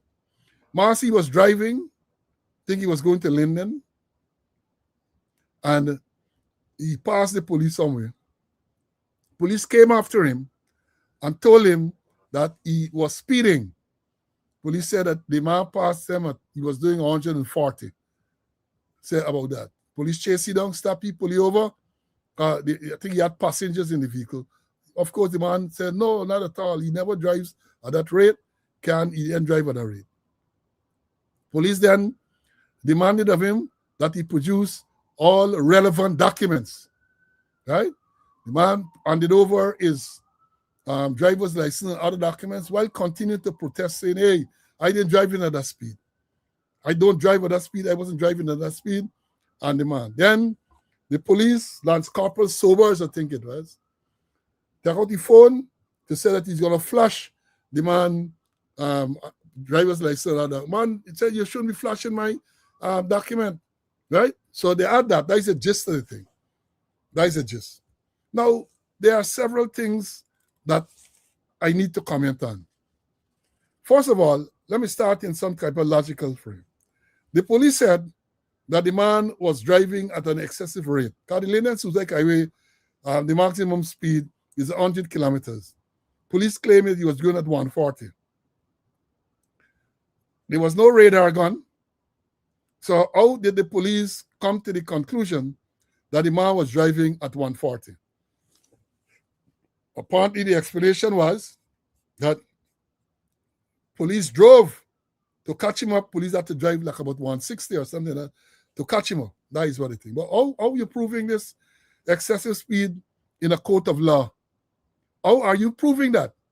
Because even if, let's say, the man is driving and you're behind, and your speedometer, the speedometer in your car is registering, let's say, 140, you are going to assume that the man is going at that rate or at a higher rate. But when you go to the court, you have got to satisfy the court that your speedometer was calibrated and all of that, and that your speedometer, the speedometer in the car, is accurate, having recently been calibrated and all that. How are you going to prove that? And I say this to say that you get these young policemen, some of them very enthusiastic, some of them very dedicated, but they don't have the requisite training. So how are you going to prove this man exceeding the speed limit? How are you going to prove that? You ain't got no speed gun, nothing at all. You see he drive, and you say, well, he drive fast. So it reminds me of a case some years ago.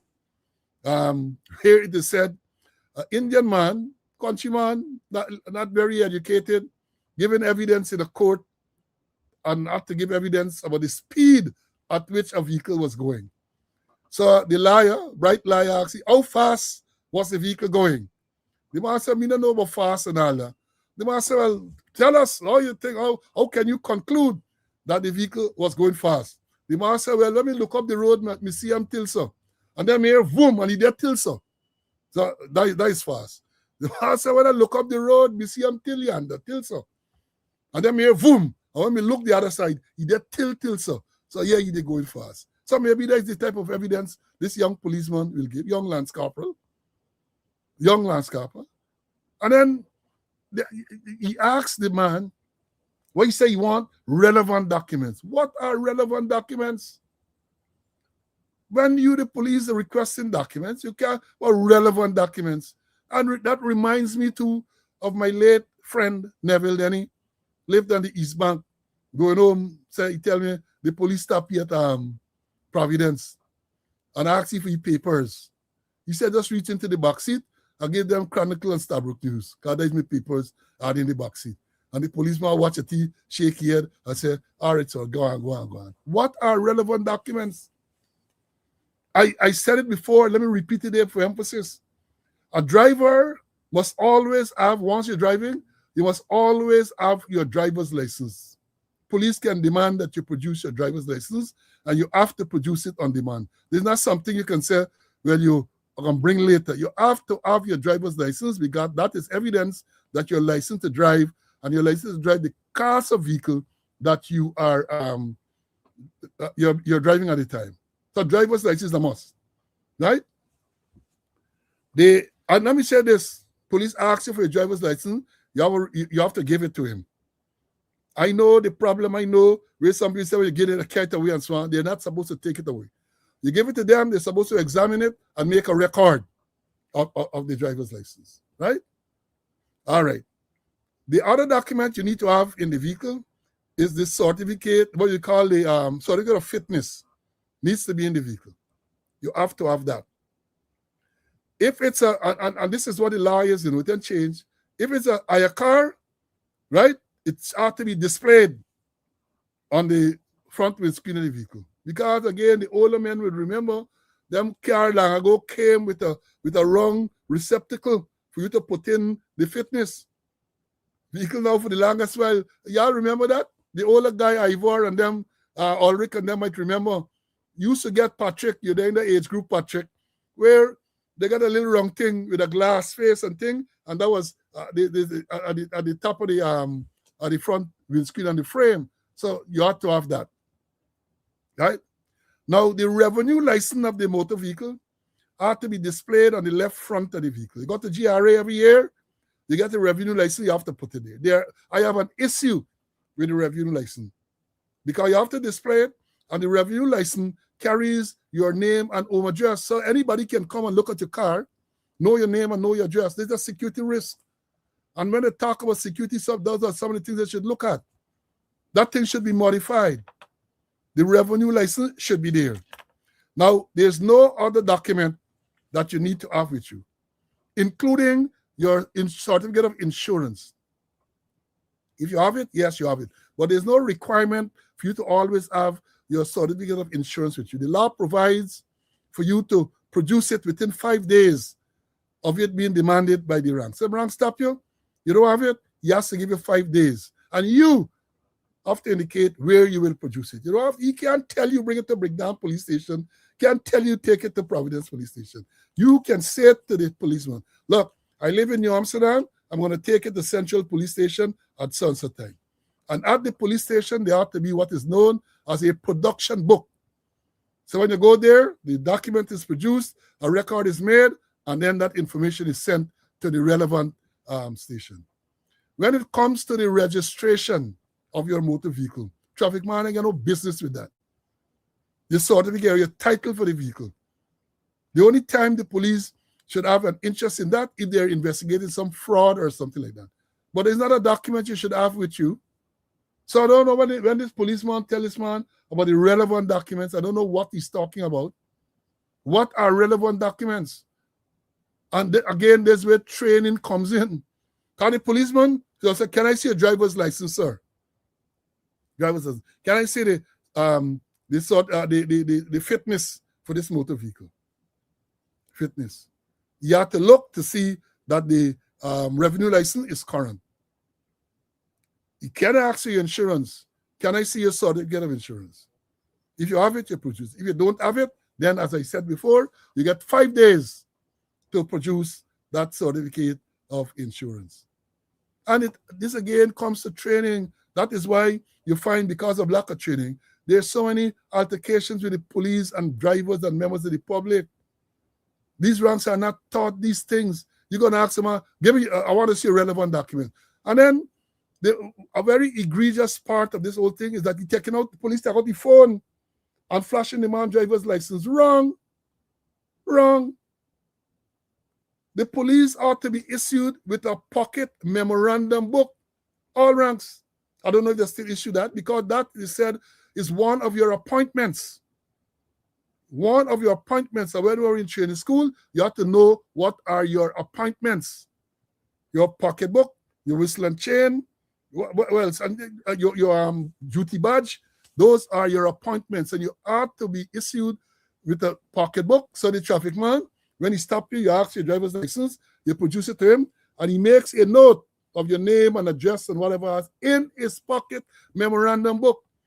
Because if it is that the record has to be presented in court, that book can be presented. You can't go present your phone to say that thing was flashed.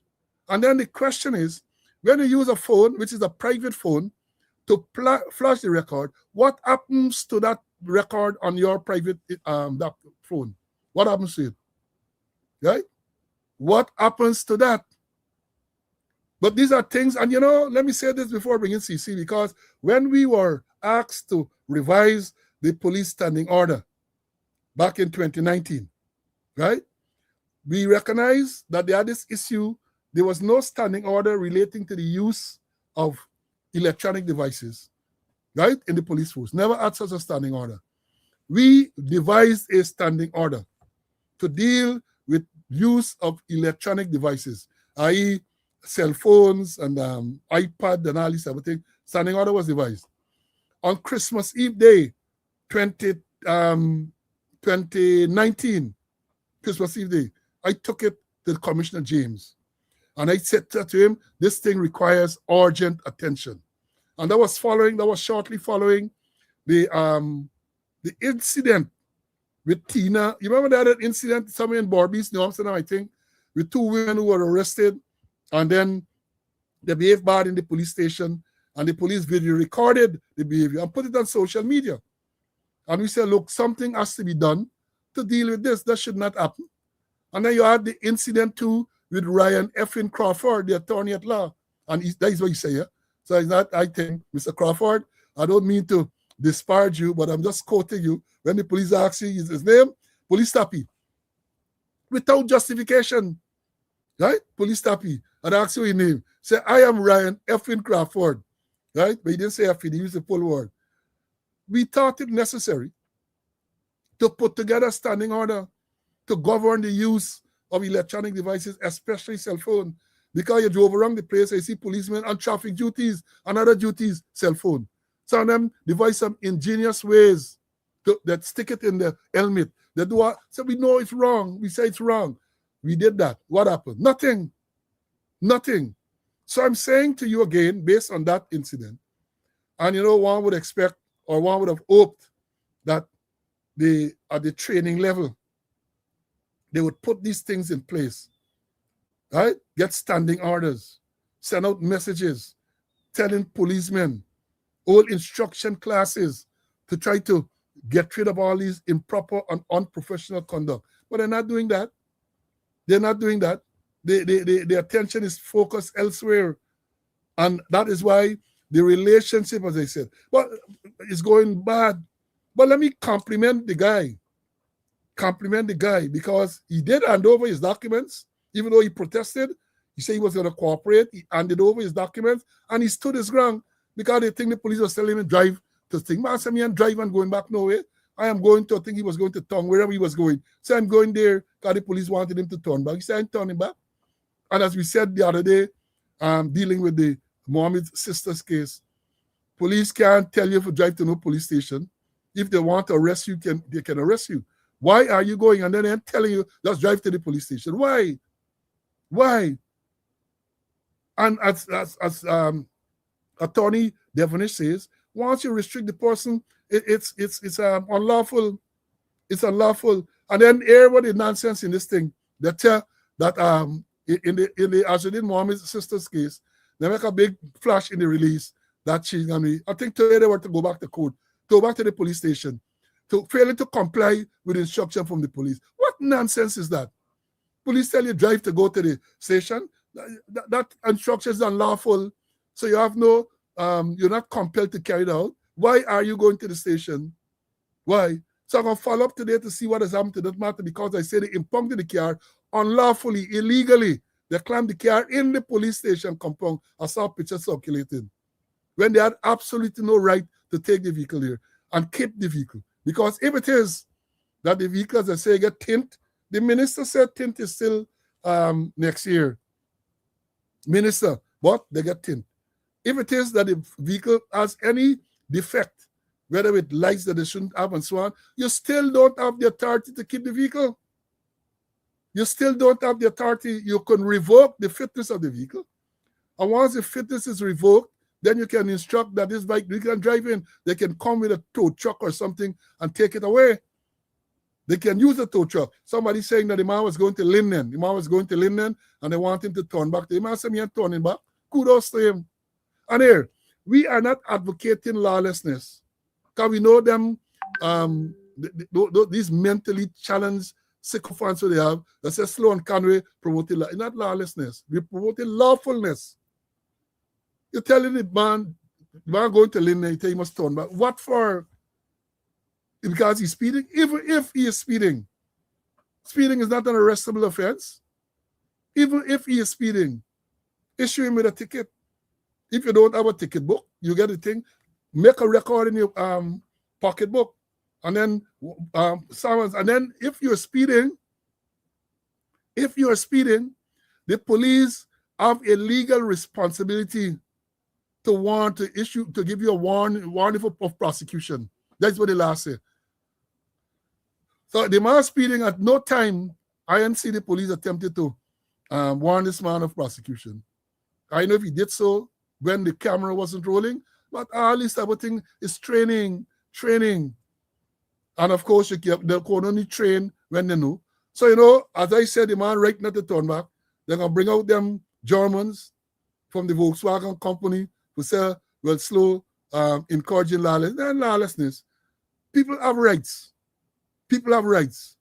And the police must know that they can't violate the person's right. Manga vehicle pass it, tell you turn back. Turn back for what? What did I do?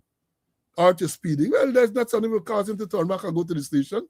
Issue him a ticket or take the relevant information, as you say, and issue serve him with a summons.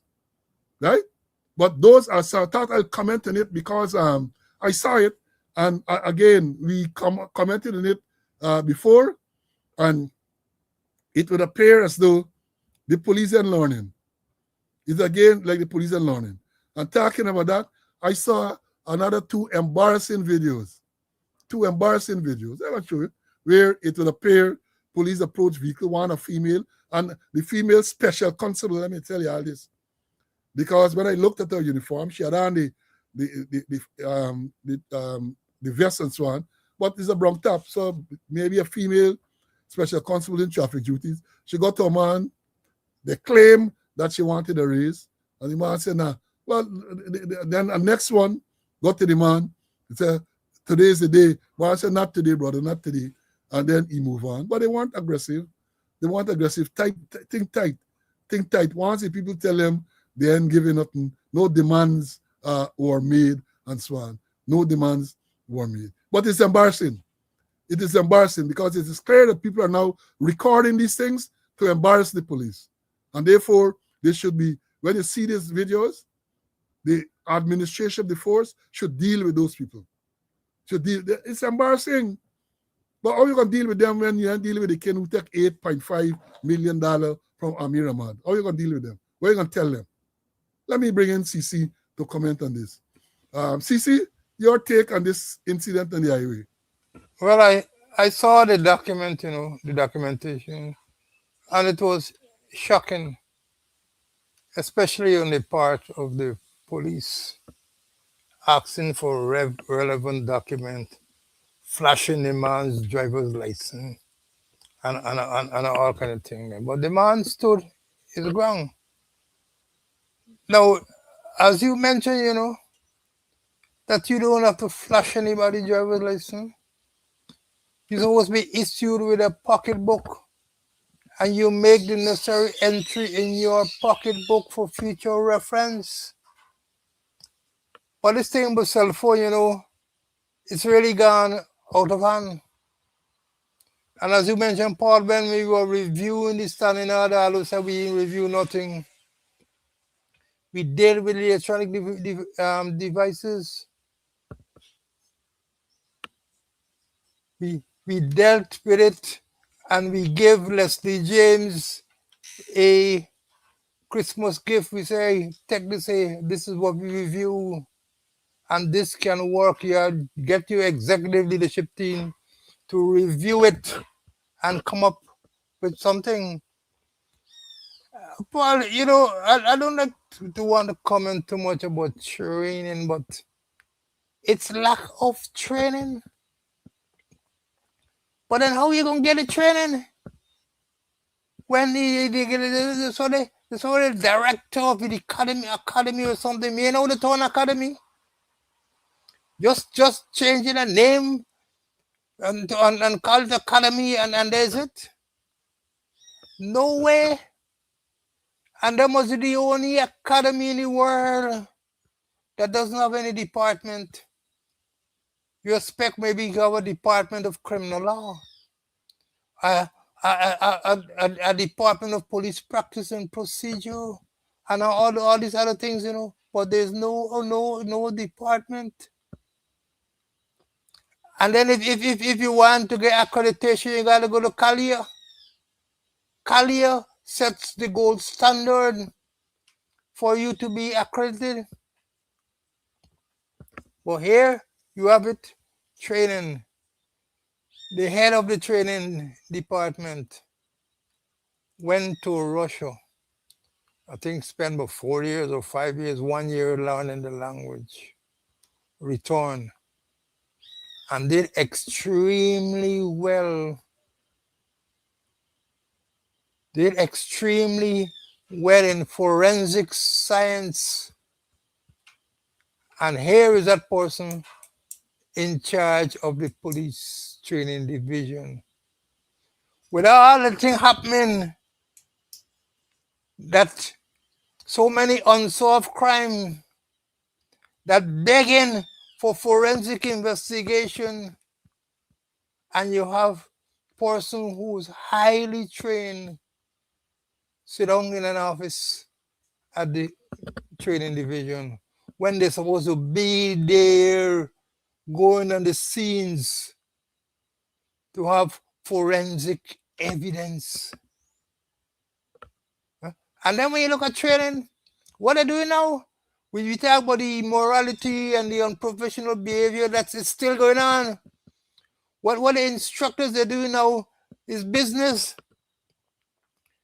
They got a canteen there, and all of them putting stuff in the canteen and selling it to trainee. The trainee go for buy. Yes, they got a canteen there, and all the allegation is all instructors. Everybody get their own cut there, selling things, putting things in the canteen, and then the trainees got to buy them.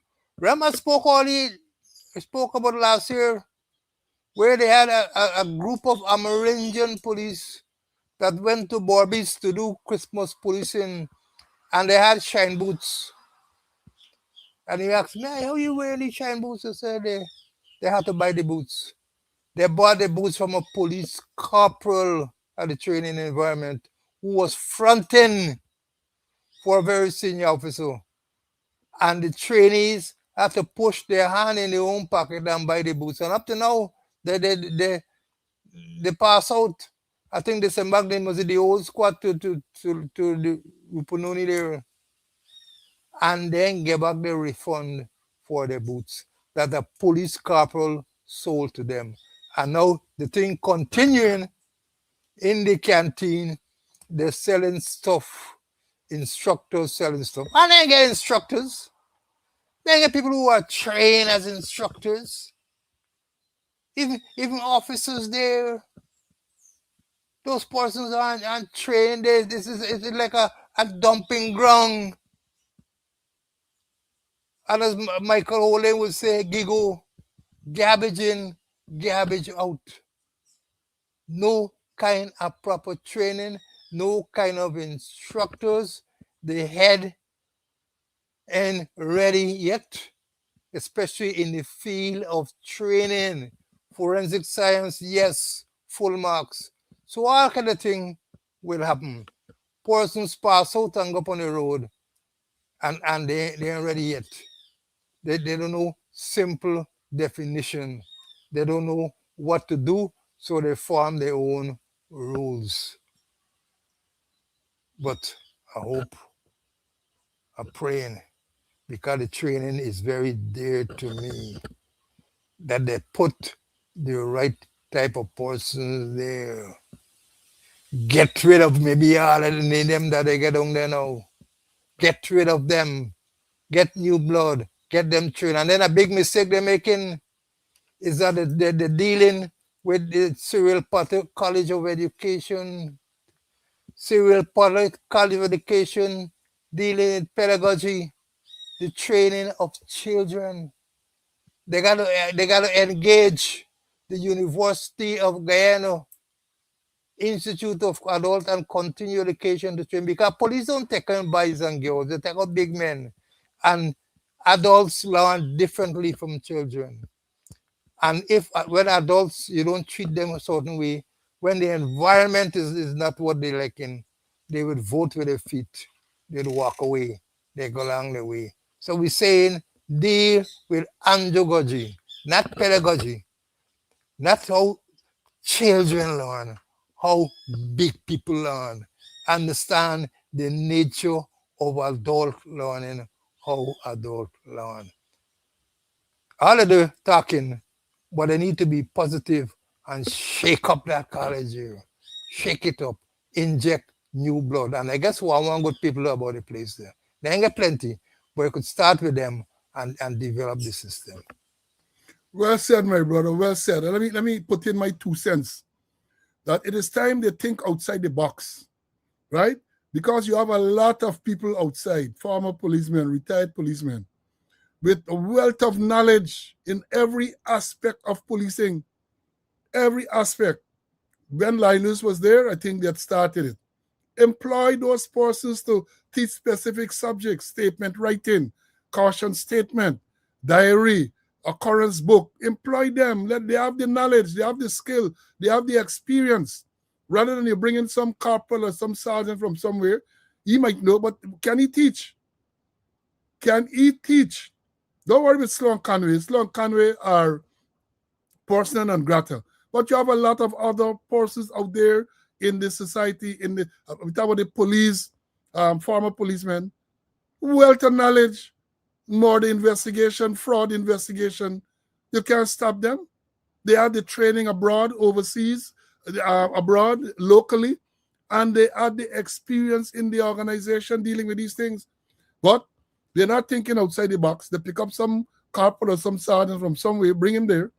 And then, first of all, the man might be a good sergeant or a good corporal because he knows what he's about at the station. The question is, can he teach? Can he impart that knowledge in others? There's a skill, a separate skill in itself. A separate skill in itself. And just pick up people and put them there like that, the thing can continue to fail. It will continue to fail. Folks, today is the 29th. We got 2 more days to go in this year, 2025. Right? 2 more years. I know that today is normally a slow day. S-L-O-W, not S-L-O-W-E. Right? Today is a slow day. And having had a long weekend, I got to compliment you for your attendance. Over 2,000 on the live. I have to compliment you on your remarkable attendance today. And I know, as I said, what time is it now? That was going to be 2 o'clock. You're only waiting for that clock to come down to 4:30 to beat out. So you beat it out long before that. Because Monday is always a bad day. And a Monday after a lengthy Christmas holiday is even worse. It's even worse. Now, we had some other subjects to tell you about. Let me give you a look forward. Because I know that is part of teaching too, You see, we did methods of instructions, how you instruct, how you present, how you treat with the class, and how you give them the look forward, how you maintain interest. So when we come again, as if God spare life, we're going to come on Wednesday, Holy Year's Day. We plan to come to perhaps do a roundup and so on. But we have some subjects that we got to touch on. We have this issue with the GRA staff that were arrested, 8 of them, I think, arrested. And it's an allegation of evasion of taxes on imported vehicles. We see the statement from Post with BM Soot making big noise. Not me, Shaggy, it doesn't me. I just pay me taxes and so on. We got to talk about that. We have to talk about that. We get, what else we have? Oh man, my favorite, one of my favorite pastime over the past couple of days is looking at those exposés. Tape talking about the Minister of Agriculture, tape talking about Chitix, tape talking about the new Minister of Tourism. Oh man. They even get one now with Priya. Man, I get them. I'm gonna bring them to you. I'm gonna bring them to you for you to see what is going on. When we talk about corruption, you're gonna see. For them, the only corrupt person in Guyana right now is Azadin Mohammed because he's sanctioned by the United States. And they're coming up with other thing. Say that you're incredible. And let me tell you something. And this is my personal view. When you look at the presentations, when I look at the presentations, I can't help being impressed.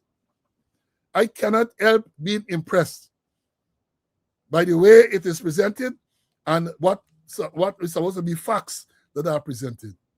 Like the one this morning with the Minister, Roger. Oh man, I had a good laugh. And let me say to some of these people, sometimes it's better to say quiet. Because people know your dirty story. It is best to say quiet.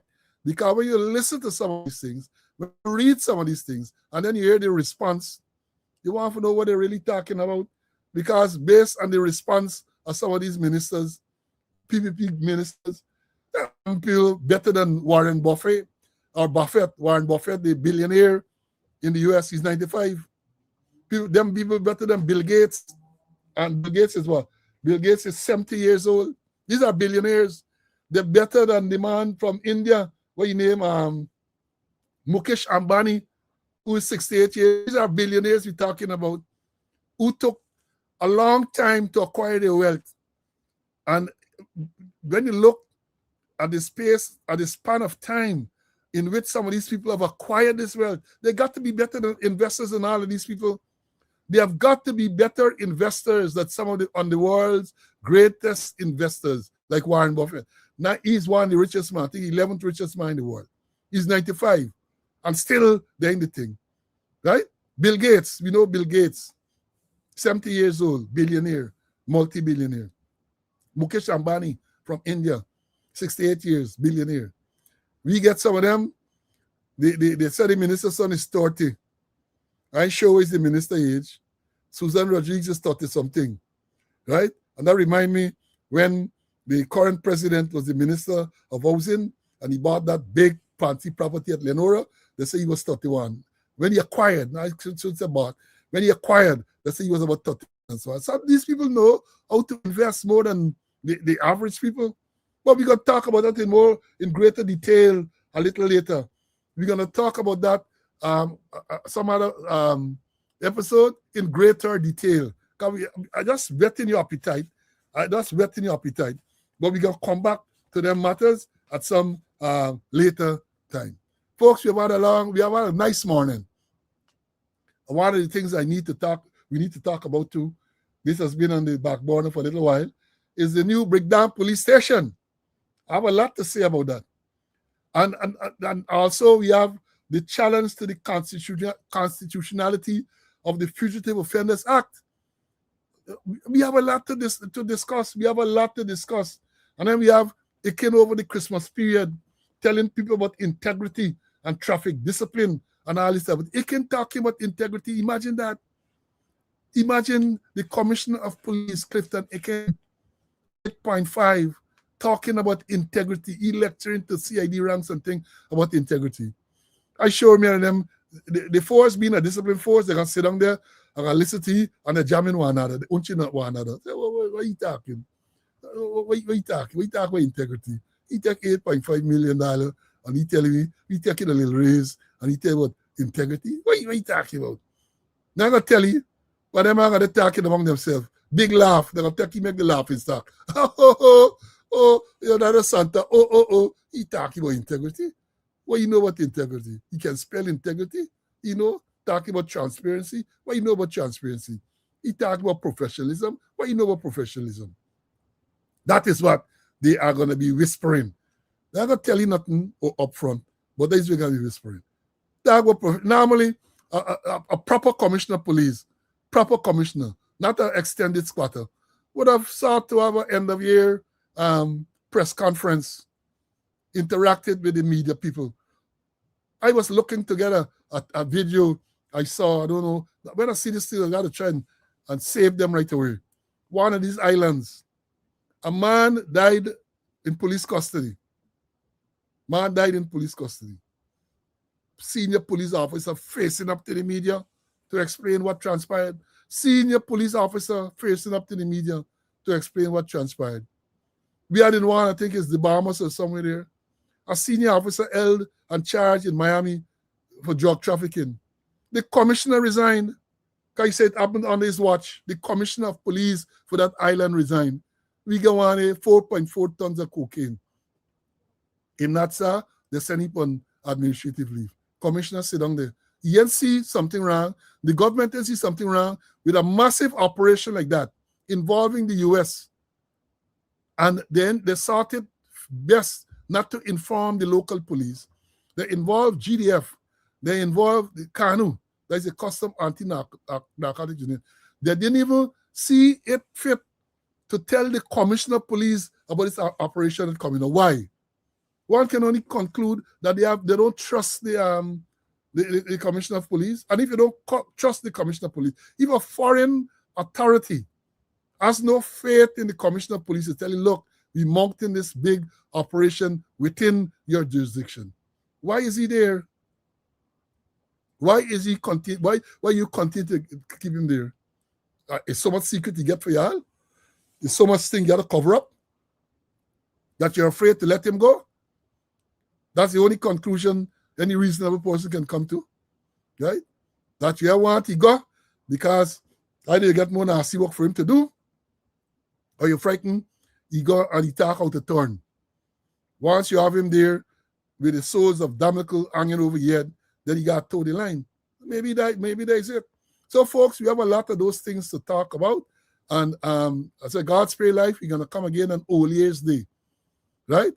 In America, they said New Year's Eve. In Ghana, we say Old Year's Day. That is Wednesday, the 31st of December, the last day of the year. We're going to come and maybe we can see if we can lighten it up a little bit more. If we can lighten the spirit a little more, right? So, again, over 2,000 persons on a day like today, which is great. Y'all continue to be safe, Continue to be safe. All we want to go into this new year being very safe, right? And again, tragic accident last night. Woman died. The man who returned from the States, regular returning, West Coast, West Bank, Demerara, murdered. So that is what we have. So I'm imploring you all to be safe. And God's Prayer Life will come again on Wednesday at the usual time. So until then, stay well. Bye.